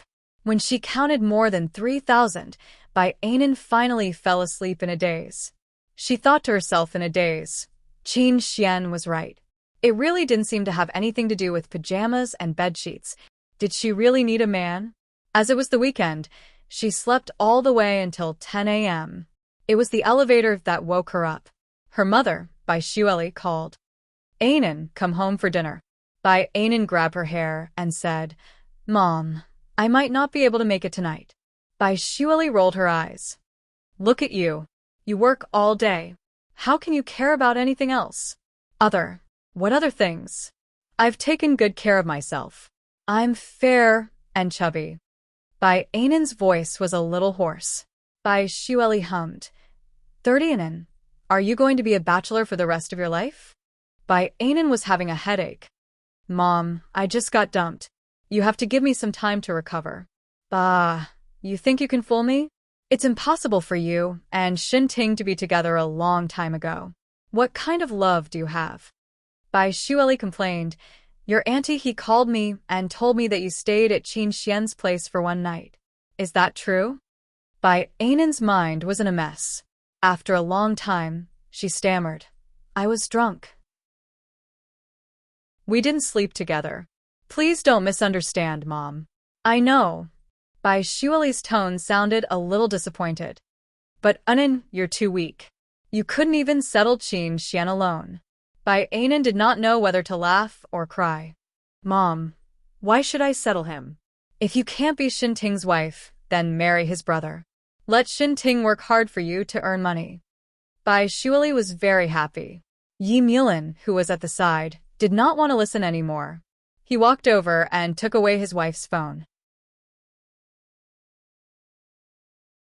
Chapter 48:53. Yi Mulin, who was standing by the side, didn't want to listen anymore.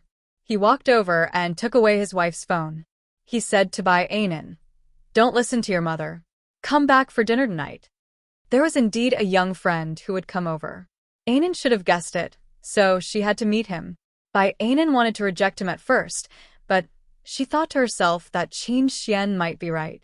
She always had insomnia like this. Could it be that she had been single for too long? Endocrine disorder, morning shift. She was scared just thinking about it. Let's meet him. Maybe she would be normal after interacting with a good-looking man. Bai Anan scratched her head, agreed, and hung up the phone. She raised her hand to look at the time. It was still early. She scratched her hair again, tied it into a bun, and got up to go to the bathroom. She looked at herself in the mirror. What was wrong with her? She looked young and didn't look like her father at all. While brushing her teeth, she thought that she was a failure. Enchanting didn't like her, and Qin Xian didn't like her either. They treated her like an old woman. How was she old? She was obviously very young. Bai Anan wiped the water droplets off her face and went downstairs after a simple maintenance.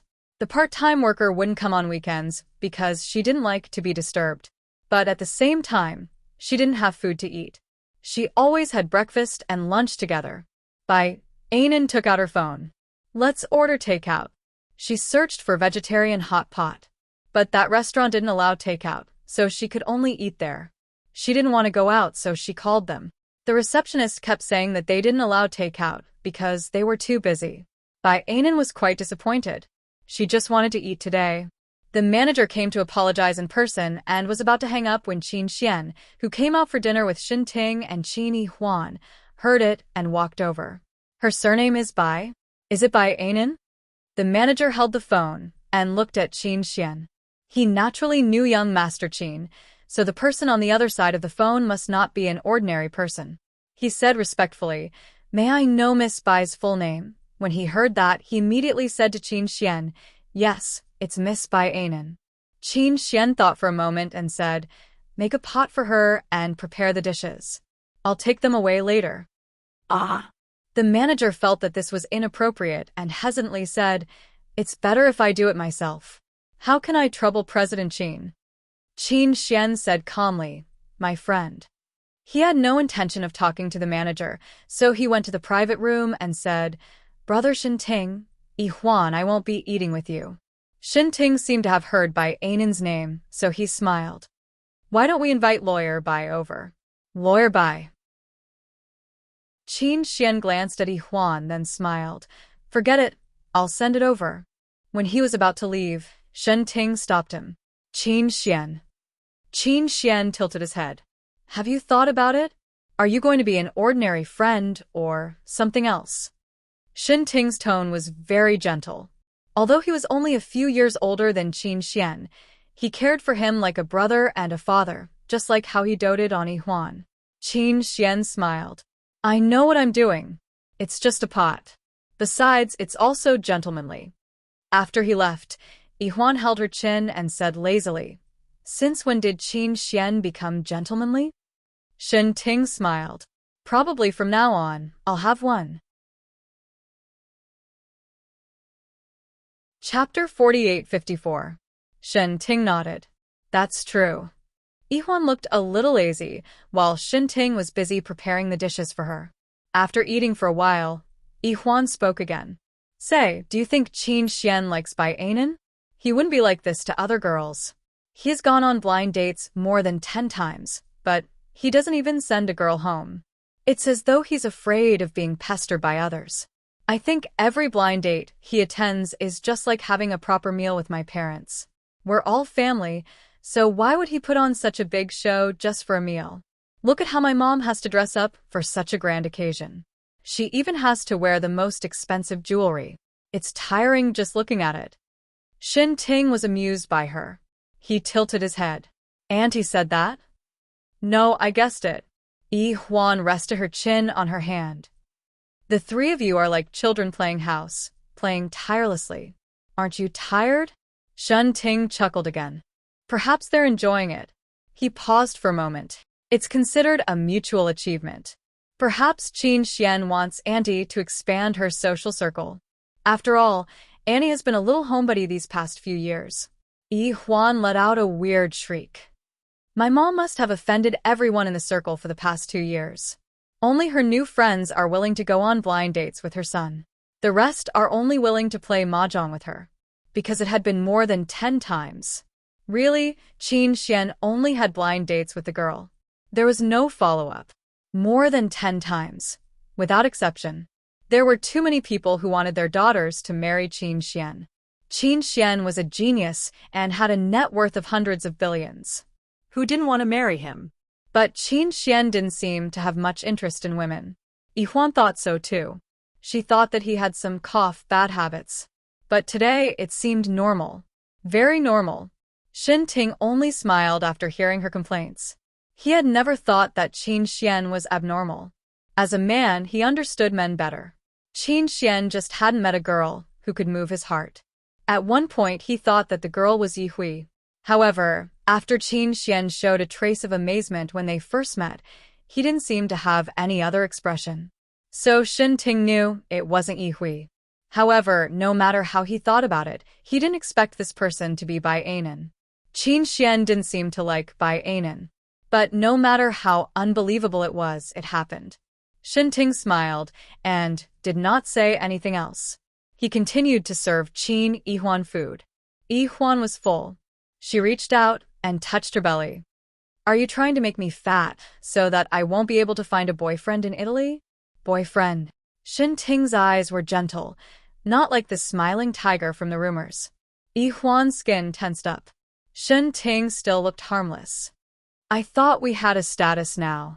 We ate and slept together. Qin Yihuan, do you still want to find a boyfriend? It was a slip of the tongue. Yihuan said with a fake smile.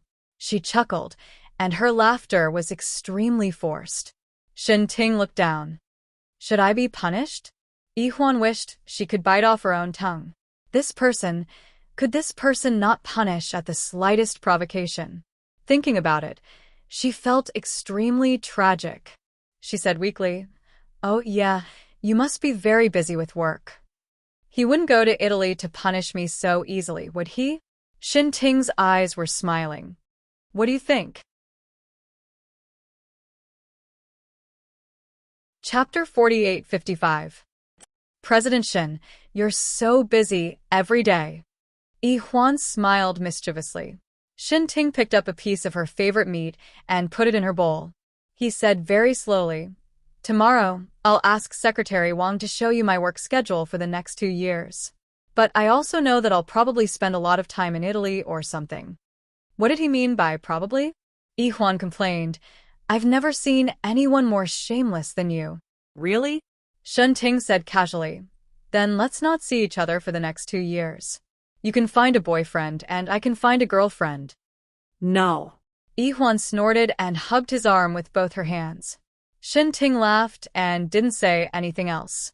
Just then, the manager came over and asked if they needed anything. Yihuan stopped joking and said, "Did President Qin leave?" The manager smiled and said, "He left about 10 minutes ago to deliver something to Miss Bai. By the way, will President Qin come back for dinner? Do you want me to ask the kitchen to make a pot or something?" Rich people should be very particular. Enchanting said calmly, "No need. Because Qin Xian wouldn't come back." Yihuan looked at him and read something in his eyes. She stretched and said, "I'm so full. I want to take a nap." "Enchanting, are you full?" He turned his head and glanced at her. Then he wiped his lips with a towel and left with her after paying the bill. Yihuan thought that he would take her back to his apartment, but halfway through the car, she noticed that something was wrong. This wasn't his apartment or hers, and it wasn't the place to go back to the Qin family's villa. It was Enchanting? She was surprised and a little shocked. She didn't know what to do. Enchanting said, "Today is my mother's birthday. I'm taking you back to celebrate her birthday." Yihuan said, "Why didn't you say so earlier? We can eat there. Otherwise it would be rude." "You don't like noodles." Enchanting smiled. Yihuan was still arguing. But I didn't buy a gift." Enchanting smiled again and said, "I did." Ah. Yihuan didn't know what to say. Actually, this wasn't the first time she had been to Enchanting's house. She had been there twice when she was 15 or 16 years old. At that time, Enchanting had already gotten his driver's license. He had brought her home during Chinese New Year. Enchanting's mother really liked Yihuan. To put it more realistically, after all, Enchanting was from the Qin family. Yihuan was cute, and as a mother, she knew what her son was thinking. Naturally, she would treat Yihuan well. In the past, Mother Shen was a very strong-willed person. That was why she was so heartless as to send her son to be raised by someone else. Fortunately, Qin Mo was very understanding and polite. Enchanting often came home during the Chinese New Year and other festivals. Later, Yihuan grew up and ended up with Yi Xiangnan. Her son was disappointed day by day, and his mother felt sorry for him. If she hadn't let him go to the Qin family, he wouldn't have suffered. Enchanting was unhappy day by day, even though he had so much. Enchanting's mother knew Bai Anan and was very satisfied with her. But Enchanting never brought her home, so she knew that her son's heart was still with Yihuan. Everyone knew that Yihuan had broken off the engagement, but only a few knew that she was with Enchanting.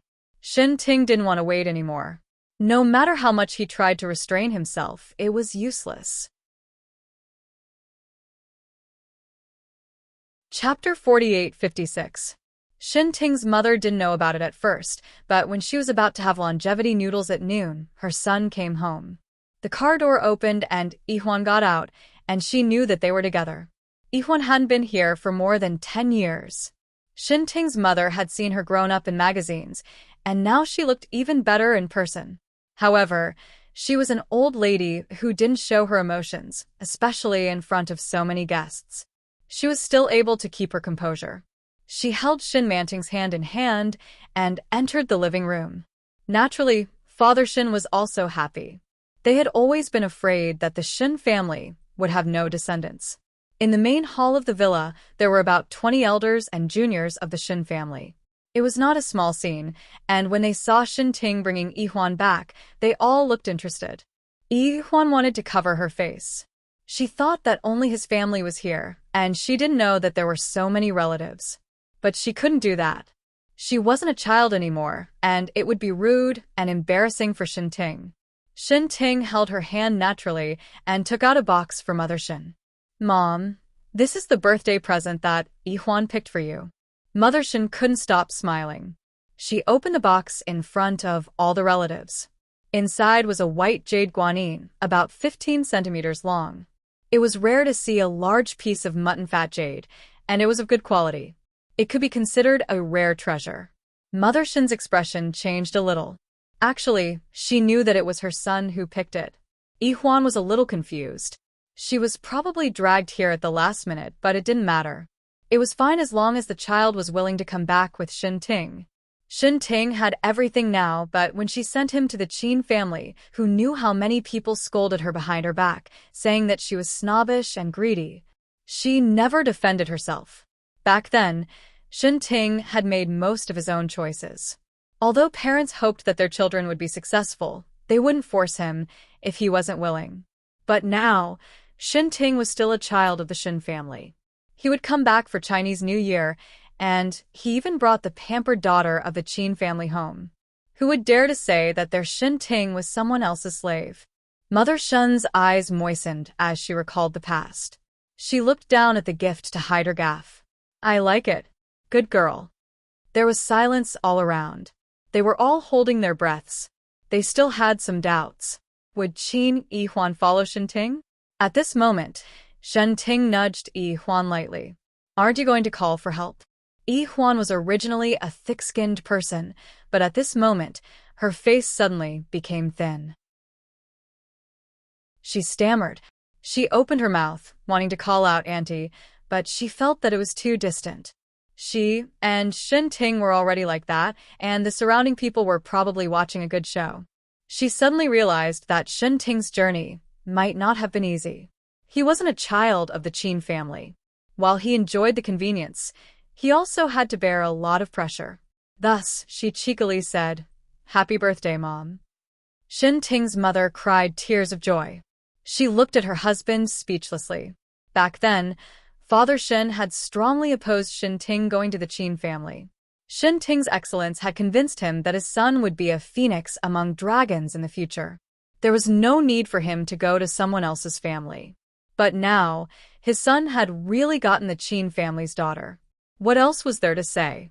He was going to live in Y's family. Father Shin smiled and glanced at Shin-Ting. Mother Shin stroked Yi-Hwan's hair again before she hurried upstairs. She took out a jewelry box.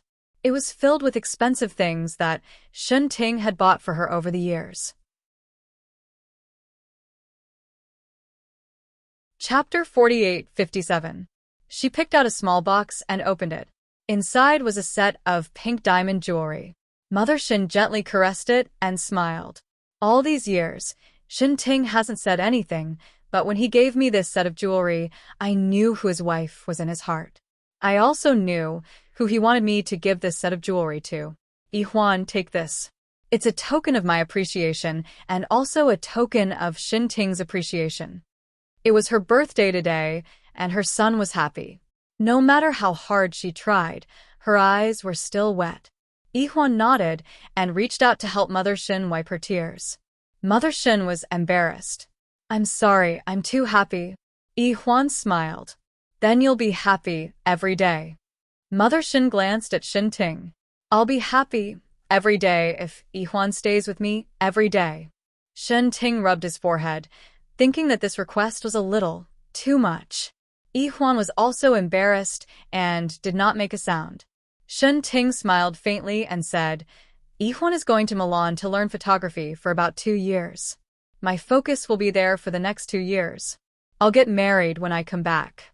Yi-Hwan glanced at him. You've shown your true colors.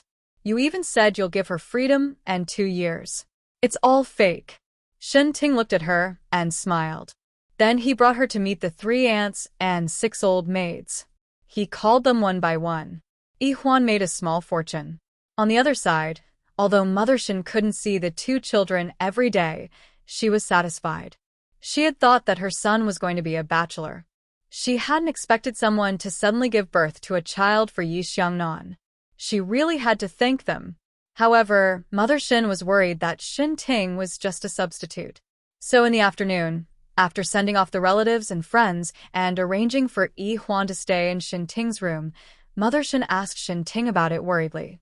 As a mother, she was always afraid that her son would be hurt.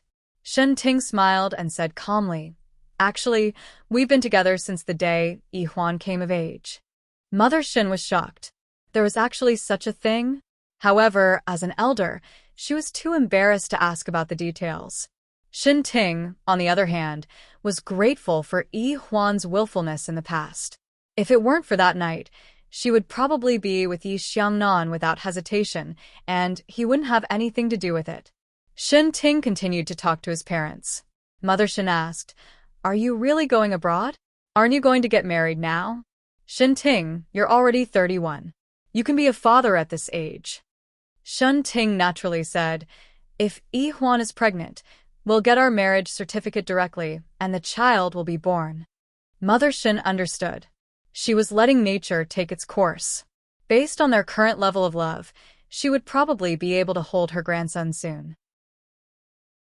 However, she was afraid that she wouldn't be able to hold her grandson later because the Qin family had someone else. Ting smiled. "And he will probably be busy with Qin Xian's marriage. She won't have time to care about us." At the mention of Qin Xian, Mother Shen was also very fond of him. She muttered, "That's true. That's true. That child should be getting married soon. He's 28, right? He's really good looking." Ting smiled. "Yes, but he should have a girlfriend soon." "Which family's girl is she from?" Mother Shen asked naturally. She didn't expect Ting to give her an answer. After all, B City was so big. Even if he told her, she wouldn't know who it was. However, Ting smiled and said, "By Anan." Mother Shen was shocked for the second time today. She looked at her son and didn't say anything for a long time. The meaning in her eyes was still unclear. Was she old and couldn't keep up? This. Couldn't they expand the scope? Why were they all old acquaintances? Chapter 48-58. Ting could tell from Mother Shen's gaze that Mother Shen was looking at. He coughed lightly. "Mom, I've only eaten with Bai Anan a few times. It's nothing." Mother Shen glanced at him. She knew that her son wouldn't lie, and he wouldn't do anything out of line. Thinking about it, she felt that it wasn't a bad idea. Qin Xian's temperament was rather sensitive, and he did not easily accept others. Bai Anan's personality just happened to complement his.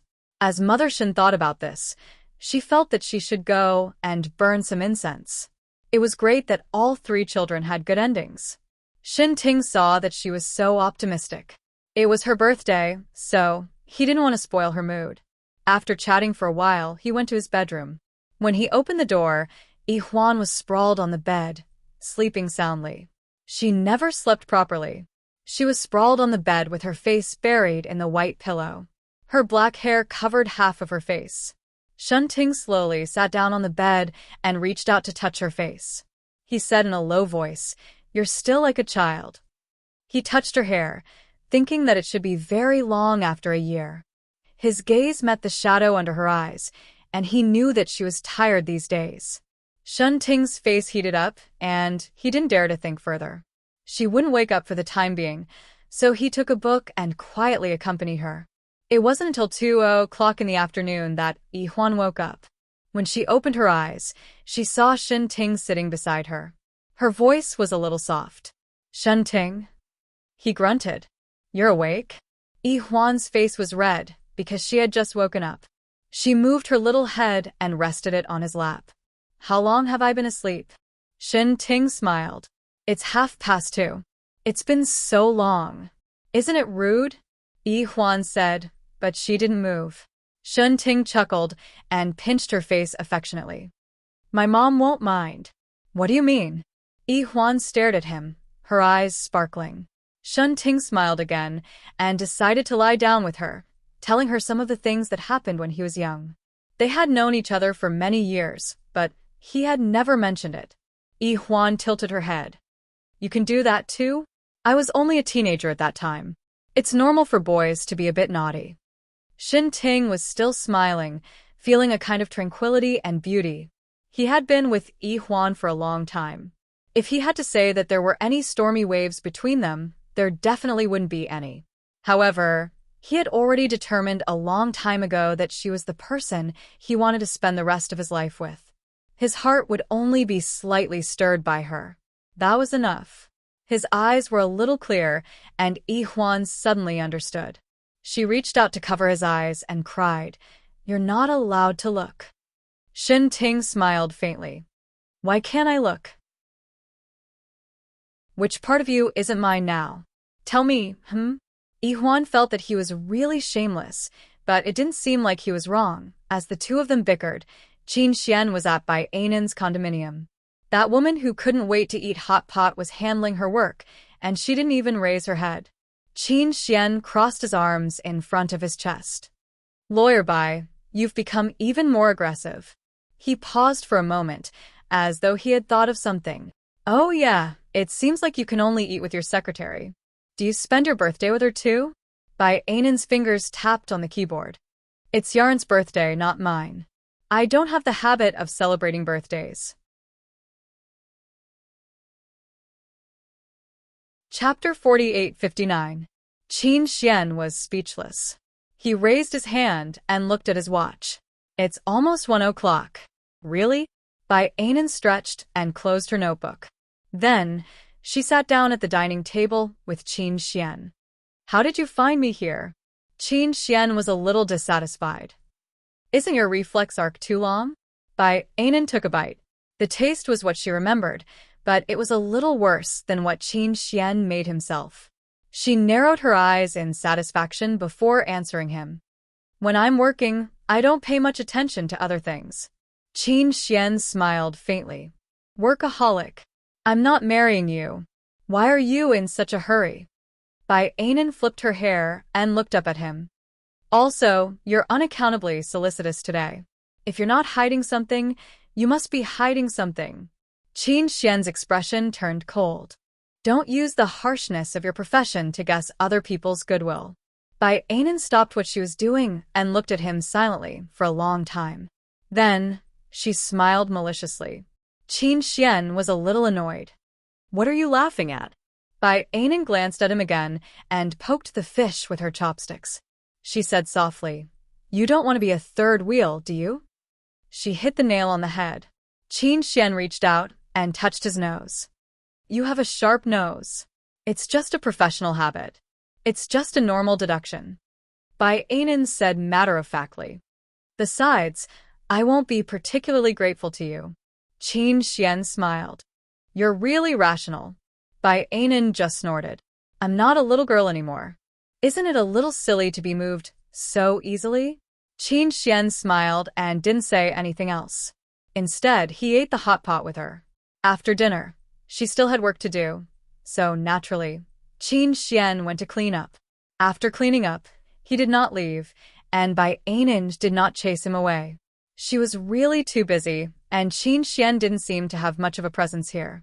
He would only occasionally pass her a cup of hot tea or something. Bai Ainan felt that it was pretty good to use. If she wasn't Qin Xian and young Master Qin, she could really use it for the whole year. However, this peaceful time ended at 5 o'clock in the afternoon. Bai Ainan had just finished her work when Bai Xueli called. "Ainan, have you left yet? The guests have been drinking tea here for an hour. Didn't you say you would come back early?" Bai Xueli asked. Bai Xueli lowered her voice and hid in a corner to make a call. Bai Ainan held the phone and listened. She slapped her forehead with one hand and said, "Mom, I forgot. I'll change my clothes and go home right now." Bai Xueli couldn't help but reprimand her. After hanging up the phone, she was a little worried. Wasn't An not interested in men anymore? Bai Ainan also hung up the phone. She looked up and saw Qin Xian's ambiguous gaze. She coughed lightly and said, "I'm going out in a while, you." Before she could finish, Qin Xian asked calmly, "Blind date?" Bai Ainan was quite uncomfortable. In Qin Xian's eyes, it was as if she hated marrying him again. She tried her best to act as if nothing had happened. "I'm just going back to my parents' house for a meal." Qin Xian smiled and said, "Blind date is a blind date. I didn't say anything. Besides, didn't I say that you need a man?" Bai Ainan was furious. "Hey, have you had enough? I said that I can't sleep. I slept very well." "Really?" Qin Xian smiled. "I hope so." He took the car key and said, "You're not coming back tonight, right? I'll send you." Chapter 4860. By Anan refused. I can drive myself. She was stubborn, but then she remembered that her car was driven away for maintenance. She didn't want to take a taxi, so she stopped Qin Xian. Hey, give me a ride. Qin Xian smiled, leaning against the door and looking at her. Bai Anan ran back to her bedroom. When she came out, she changed into a set of casual clothes. A white knitted shirt, a pair of black pants, and a windbreaker. It was the first time for Qin Xian to see her so casual, so he was stunned for a moment. Bai Anan hurried out, pressed the elevator outside, and turned her head. Go to my house for dinner. Qin Xian smiled. Don't you have a blind date? Bai Anan didn't speak. About 2 seconds later, Qin Xian gritted his teeth. So you didn't drive me away in the afternoon? She just wanted to take him home, to make the other party retreat. This woman was really making the best use of everything. Bai Anan sat in his car and fastened the seatbelt. Anyway, you have nothing to do at night, and you have nowhere to go, right? Do me a favor. Vampire.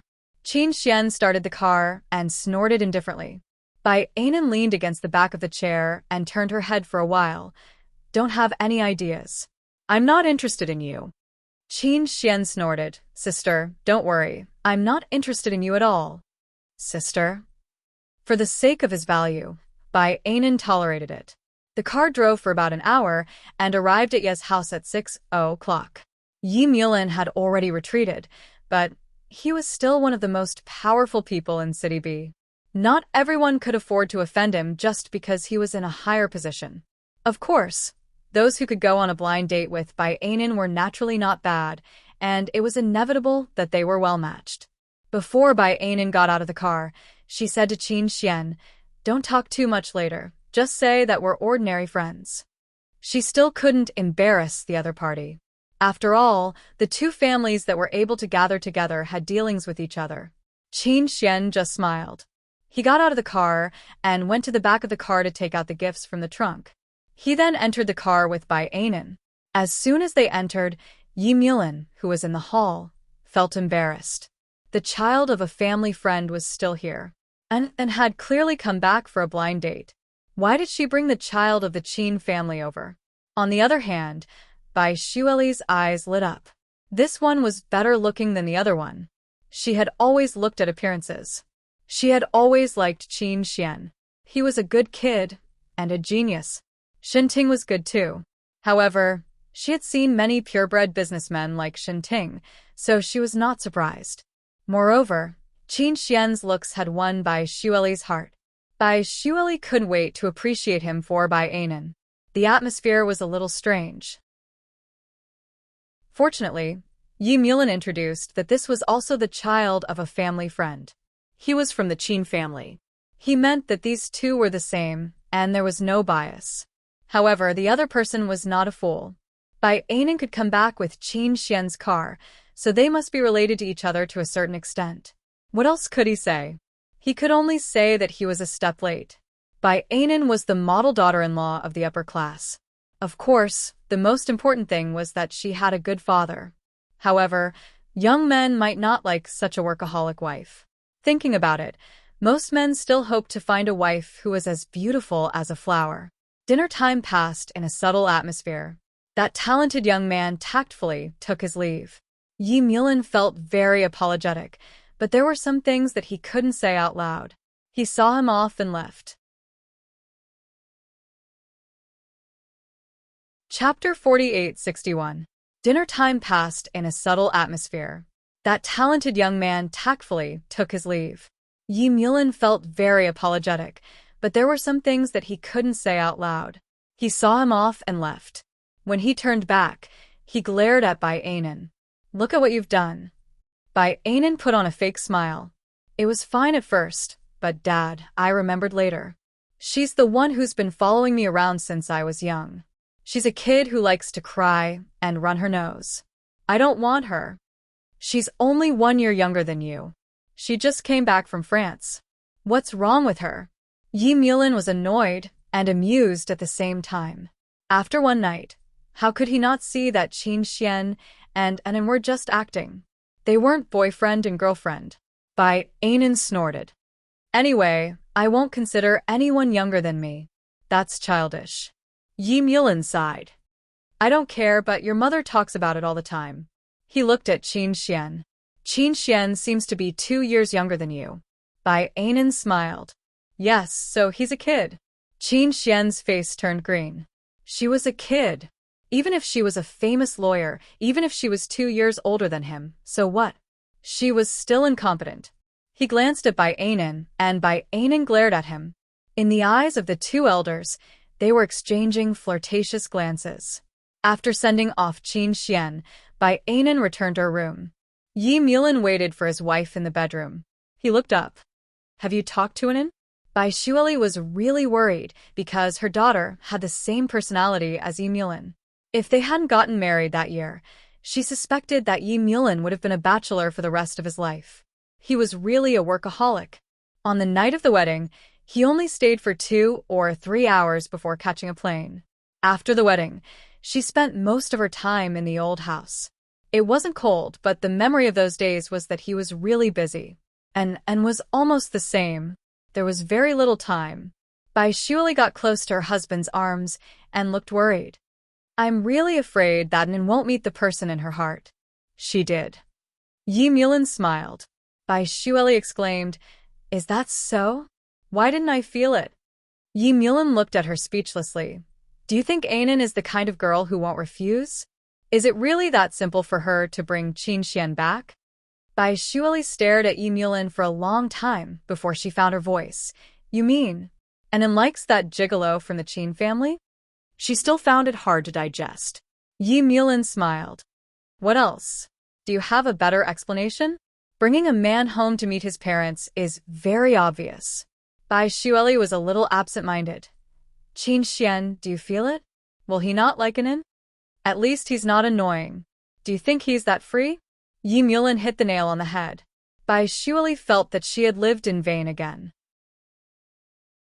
She wanted to ask Bai Anan about it, but Yi Mulin stopped her. It's about the children. Let them deal with it themselves.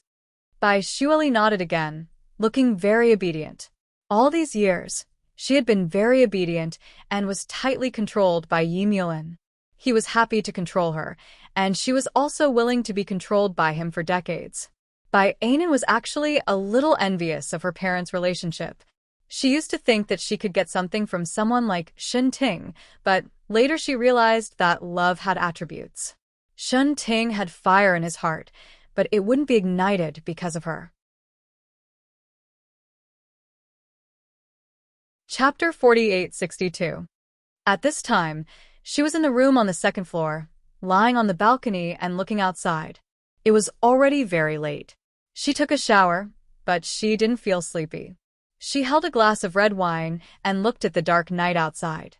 Qin Xian had already left, and the noise in the night house suddenly calmed down. She was originally quiet, and she was used to being alone, but at this time, she was not used to it.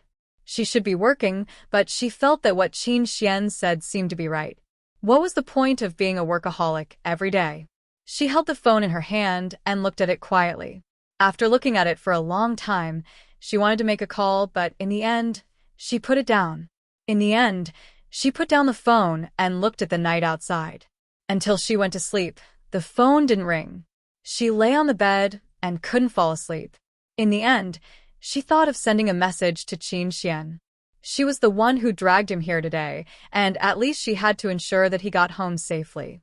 Are you home? Very slowly, she typed a line of words. After about 5 minutes, the other side replied, I've been back for a while. What's the matter? Nothing. I'm just asking. I'm asleep. This time, Bai Anan wrote very quickly. After sending it, she covered her face with another pillow, feeling that her face was burning. She still sent a message so late at night.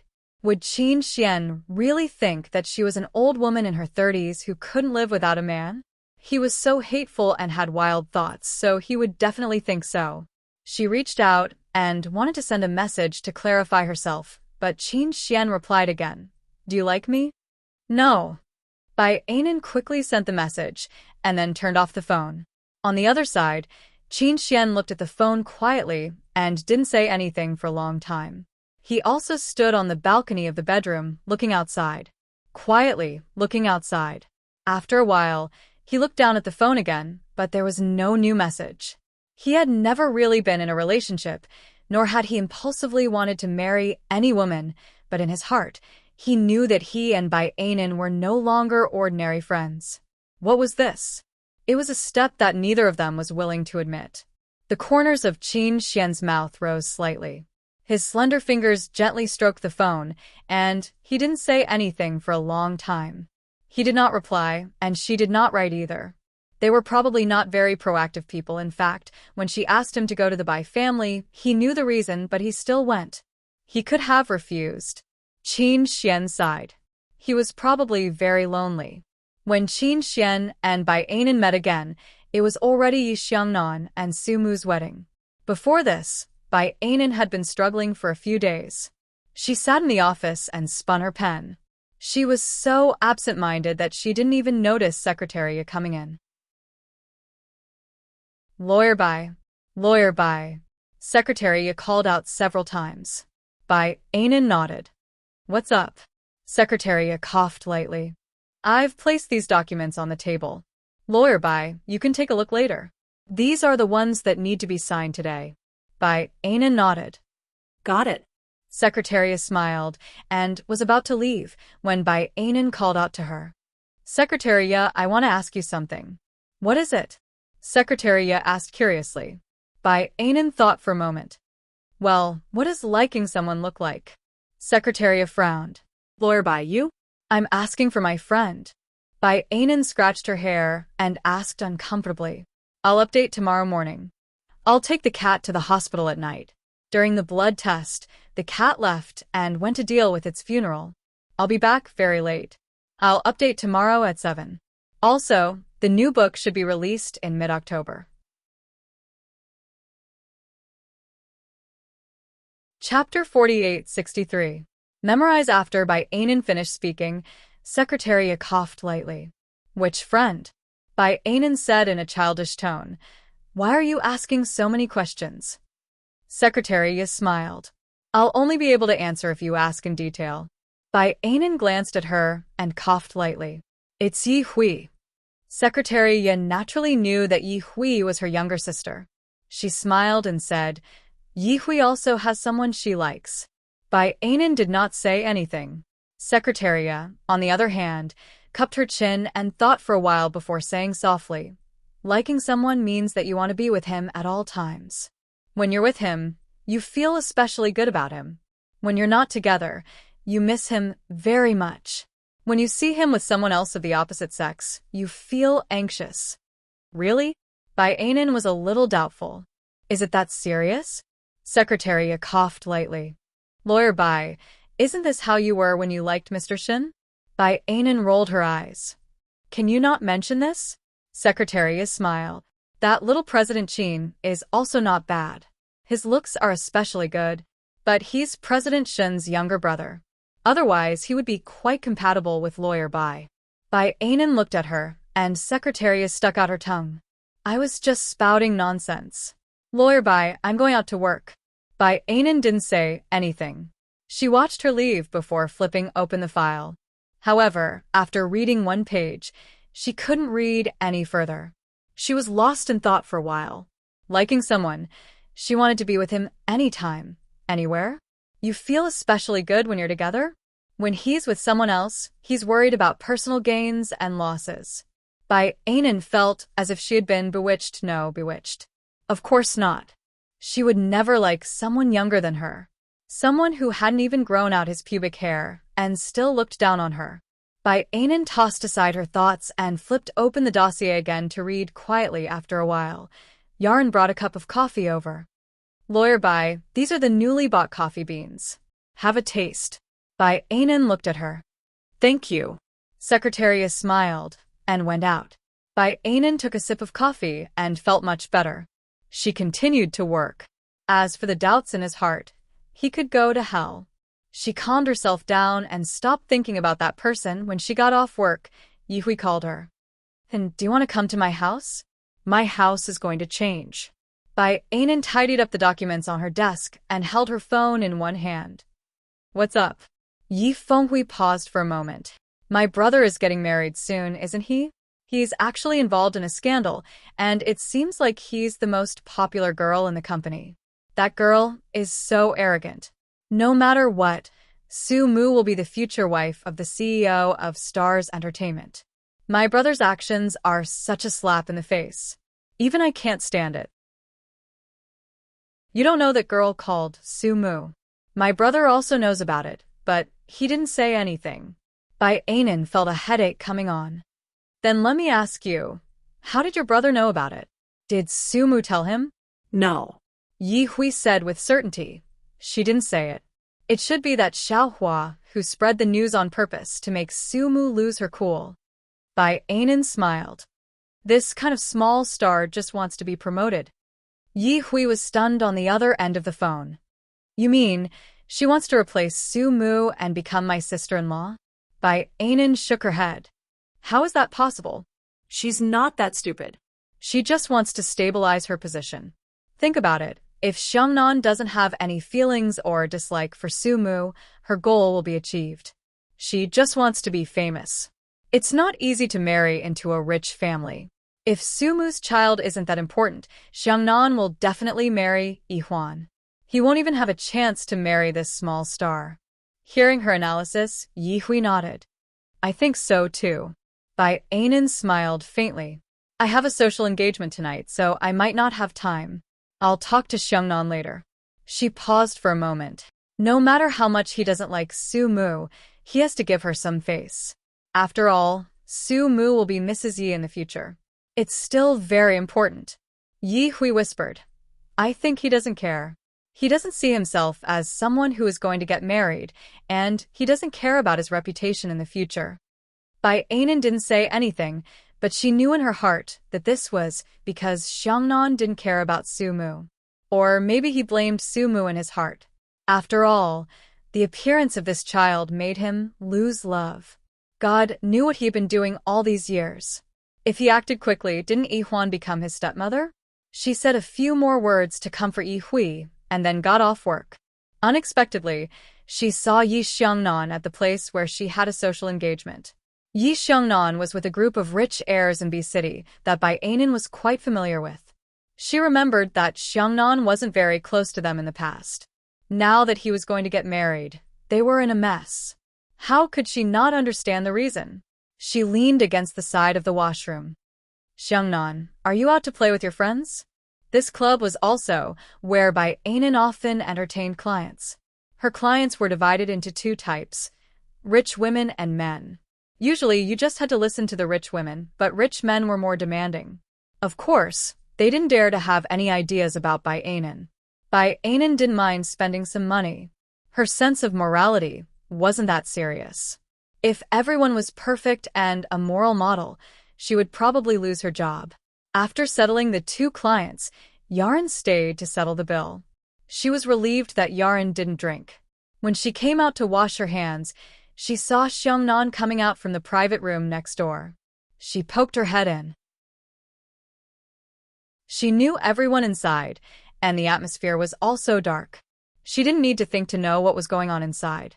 Small celebrities and models didn't want money. They wanted fame and resources. And these heirs didn't lack these things. Xiangnan wasn't like this in the past. After Bai Anan finished asking, Yi Xiangnan raised his head and looked at Bai Anan in the mirror. Then, he said calmly, out to play? Socializing. Bai Anan smiled. What about you? She moved her chin a little. I saw a few small celebrities and models. Aren't you afraid that Su Mu will find out? Yi Xiangnan rinsed his hands under the tap. His expression was indifferent. Does it have anything to do with her? Yi Hui called me. She was quite worried. Bai Anan said quite frankly, Xiangnan, you really don't like Su Mu, but give her some face. Moreover, you have a child. No matter what, you have to give the child a complete childhood. Are you lecturing me now? Yi Xiangnan straightened his body. He took a tissue and slowly wiped his hands. His voice was slightly indifferent and a little unhappy. Bai Anan's tone was a little heavy. Yi Xiangnan. Yi Xiangnan's expression was a little helpless, but at the same time, He didn't seem to care. Cymbidium Chinen's childhood won't be too bad. Chapter 4864. By Anan said calmly, "Give them their living expenses on time, let them fend for themselves, and then indulge in debauchery?" Yi Xiangnan really frowned this time. "By Anan, I'm very busy, but I'll go to see Cymbidium Chinense." By Anan snorted coldly, "Why don't you just bring Cymbidium Chinense back? Don't hold Sumu back. She won't be happy marrying you." Yi Xiangnan smiled. "Is that so? She has to be willing. I won't force her to get married." He only wanted Cymbidium Chinense. But Sumu refused to give it to him, and Cymbidium Chinense's choice was Sumu. Yi Xiangnan seemed to see himself in the past, so he couldn't be cruel to the child and could only apologize to the child's mother. Bai Anan looked at him and felt that he was hopeless. She added, "If you don't like it, you can get a divorce after getting married. Give Sumu some compensation and let her raise Cymbidium Chinense. At least Cymbidium Chinense won't be considered an illegitimate child." Yi Xiangnan leaned against the wall and looked at Bai Anan. "Isn't it the same who I marry? Divorce is troublesome." He had some feelings for Cymbidium Chinense, and it would be better to let Sumu take care of it. Besides, Yi Xiangnan didn't mind having another child. Well, it would be Sumu's child, so he wouldn't have an illegitimate child. But he didn't have any plans recently, for the sake of Cymbidium Chinense. Cymbidium Chinense needed to be taken care of. When Bai Anan heard this, she roughly knew what Xiangnan meant. If they weren't relatives, she would have said, "What a scumbag." She was helpless. Don't go too far. No matter what, Sumu is the mother of Cymbidium Chinense. Yi Xiangnan wanted to say something, but his gaze inadvertently swept to the side. He saw a figure. It was none other than Sumu, his future wife. Following his gaze, Bai Anan also saw him. She smiled kindly. "I'm Bai Anan." Sumu's face was a little pale. She must have heard him, but she still forced a smile. "Hello." Bai Anan looked her up and down. She was dressed in plain clothes and had delicate features. She could be considered to be above average. She could be considered pretty, but definitely not stunning. Compared to the women around Xiangnan, she was quite lacking. Bai Anan sighed in her heart. In the past, Auntie Wen was able to turn the tables because of Wen Yuan's invincible beauty. Her uncle's body was very honest. Right now, Xiangnan's heart was neither moved nor moved. How did he change his mind? Moreover, she looked at Sumu's expression. It seemed like Xiangnan didn't have any feelings for her. It was all for the sake of Cymbidium Chinense. Bai Anan sighed, knowing that it wasn't a good idea. She asked Xiangnan drank. "Do you want me to send you back?" Sumu shook her head. "I can take the bus later." She explained, "I'm here to pay my salary." Bai Anan was surprised. "Sumu used to work here?" Yi Xiangnan's face darkened. "Sumu used to work here? What kind of place was this?" "This was a clubhouse, a place for men." Sumu nodded. "I'm a waiter in the F&B area." Bai Anan nodded. "Oh, from the restaurant." She glanced at Yi Xiangnan. He should be relieved now. However, she could also imagine Xiangnan's mood just now. He was about to get married, and his wife was working in a place like this. Fortunately, it was from the restaurant. She still insisted on sending Sumu. Sumu refused. "I don't live far from here, and there's a night bus. I really don't need to trouble Miss Bai." Chapter 4865. She spoke in a neither servile nor overbearing manner, but there was also a hint of alienation. How could Bai Anan not hear it? She sighed in her heart. Xiangnan had made such a big move, but it was actually a little wishful thinking. She didn't care much. Perhaps she didn't care much more than Xiangnan. Of course, Bai Anan wouldn't meddle anymore. After watching Sumu leave, she looked at Yi Xiangnan. "What do you think? Do you want to be her escort?" She paused for a moment. "Xiangnan, don't tell me you've never interacted with her at all?" Yi Xiangnan didn't say anything. He just played with the lighter in his hand, and there was a flickering light in his eyes. By Anan snorted. I don't care. Just don't kneel and beg her in the end. I won't. Yi Xiongnan chuckled, a little mockingly. By Anan couldn't help but snort again. Damn superiority complex. But she also knew in her heart that Sumu really didn't have any advantages other than a son. She had grown up with Xiongnan since she was a child, so she knew very well that he was a person who only cared about appearances. Thinking about it, whether it was Yi Hui or Yi Huan, they were both ranked in B City. Everyone in the Yi family, young and old, was a beauty. Sumu really couldn't be counted as one. She could only be considered delicate and pretty. So she didn't care anymore. Bai Anan really didn't think much of this couple. She left very soon. Yi Xiongnan had originally planned to go to the private room, but for some reason, he didn't leave. He just waited in the corridor. Sumu came out about 20 minutes later. When she saw that Yi Xiongnan was still here, she was slightly stunned. At that moment, Yi Xiongnan was very sure that she didn't want to see him. Yi Xiongnan said very indifferently, I have something to talk to you about. Sumu's fingers tightened on her backpack. What is it? Yi Xiongnan glanced at her and walked out first. Sumu could only follow him out. When she was outside, she couldn't see him, so she looked around. The headlights in front of them flashed, and then the horn sounded. Sumu lowered her eyes, opened the car door, and sat beside him. She turned her head and glanced at him. Fasten your seatbelt. Yi Xiongnan voice was very cold. It didn't seem like he was talking to his future wife. Instead, it seemed like he was talking to someone unrelated to him. Sumu didn't do as he said. She said softly, speak. Yi Xiongnan had always been impatient with women, especially in the face of Sumu. He emphasized again, fasten your seatbelt and tell me the address. Not understanding, she looked straight into his eyes. She was really mediocre, and not gentle at all. Yi Xiongnan closed his eyes. I want to see Cymbidium chinense, and talk about marriage with you by the way. I don't want anything. Sumu said softly. Mr. Yi, please rest assured. Yi Xiongnan sneered. I hope you want something, but you don't want anything. What you want is a marriage certificate. Sumu, is this what you want?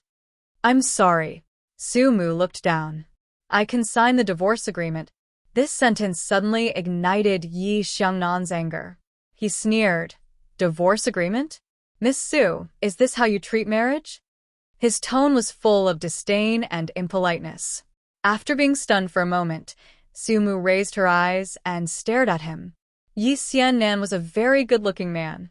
His face could be said to be able to turn all living things upside down.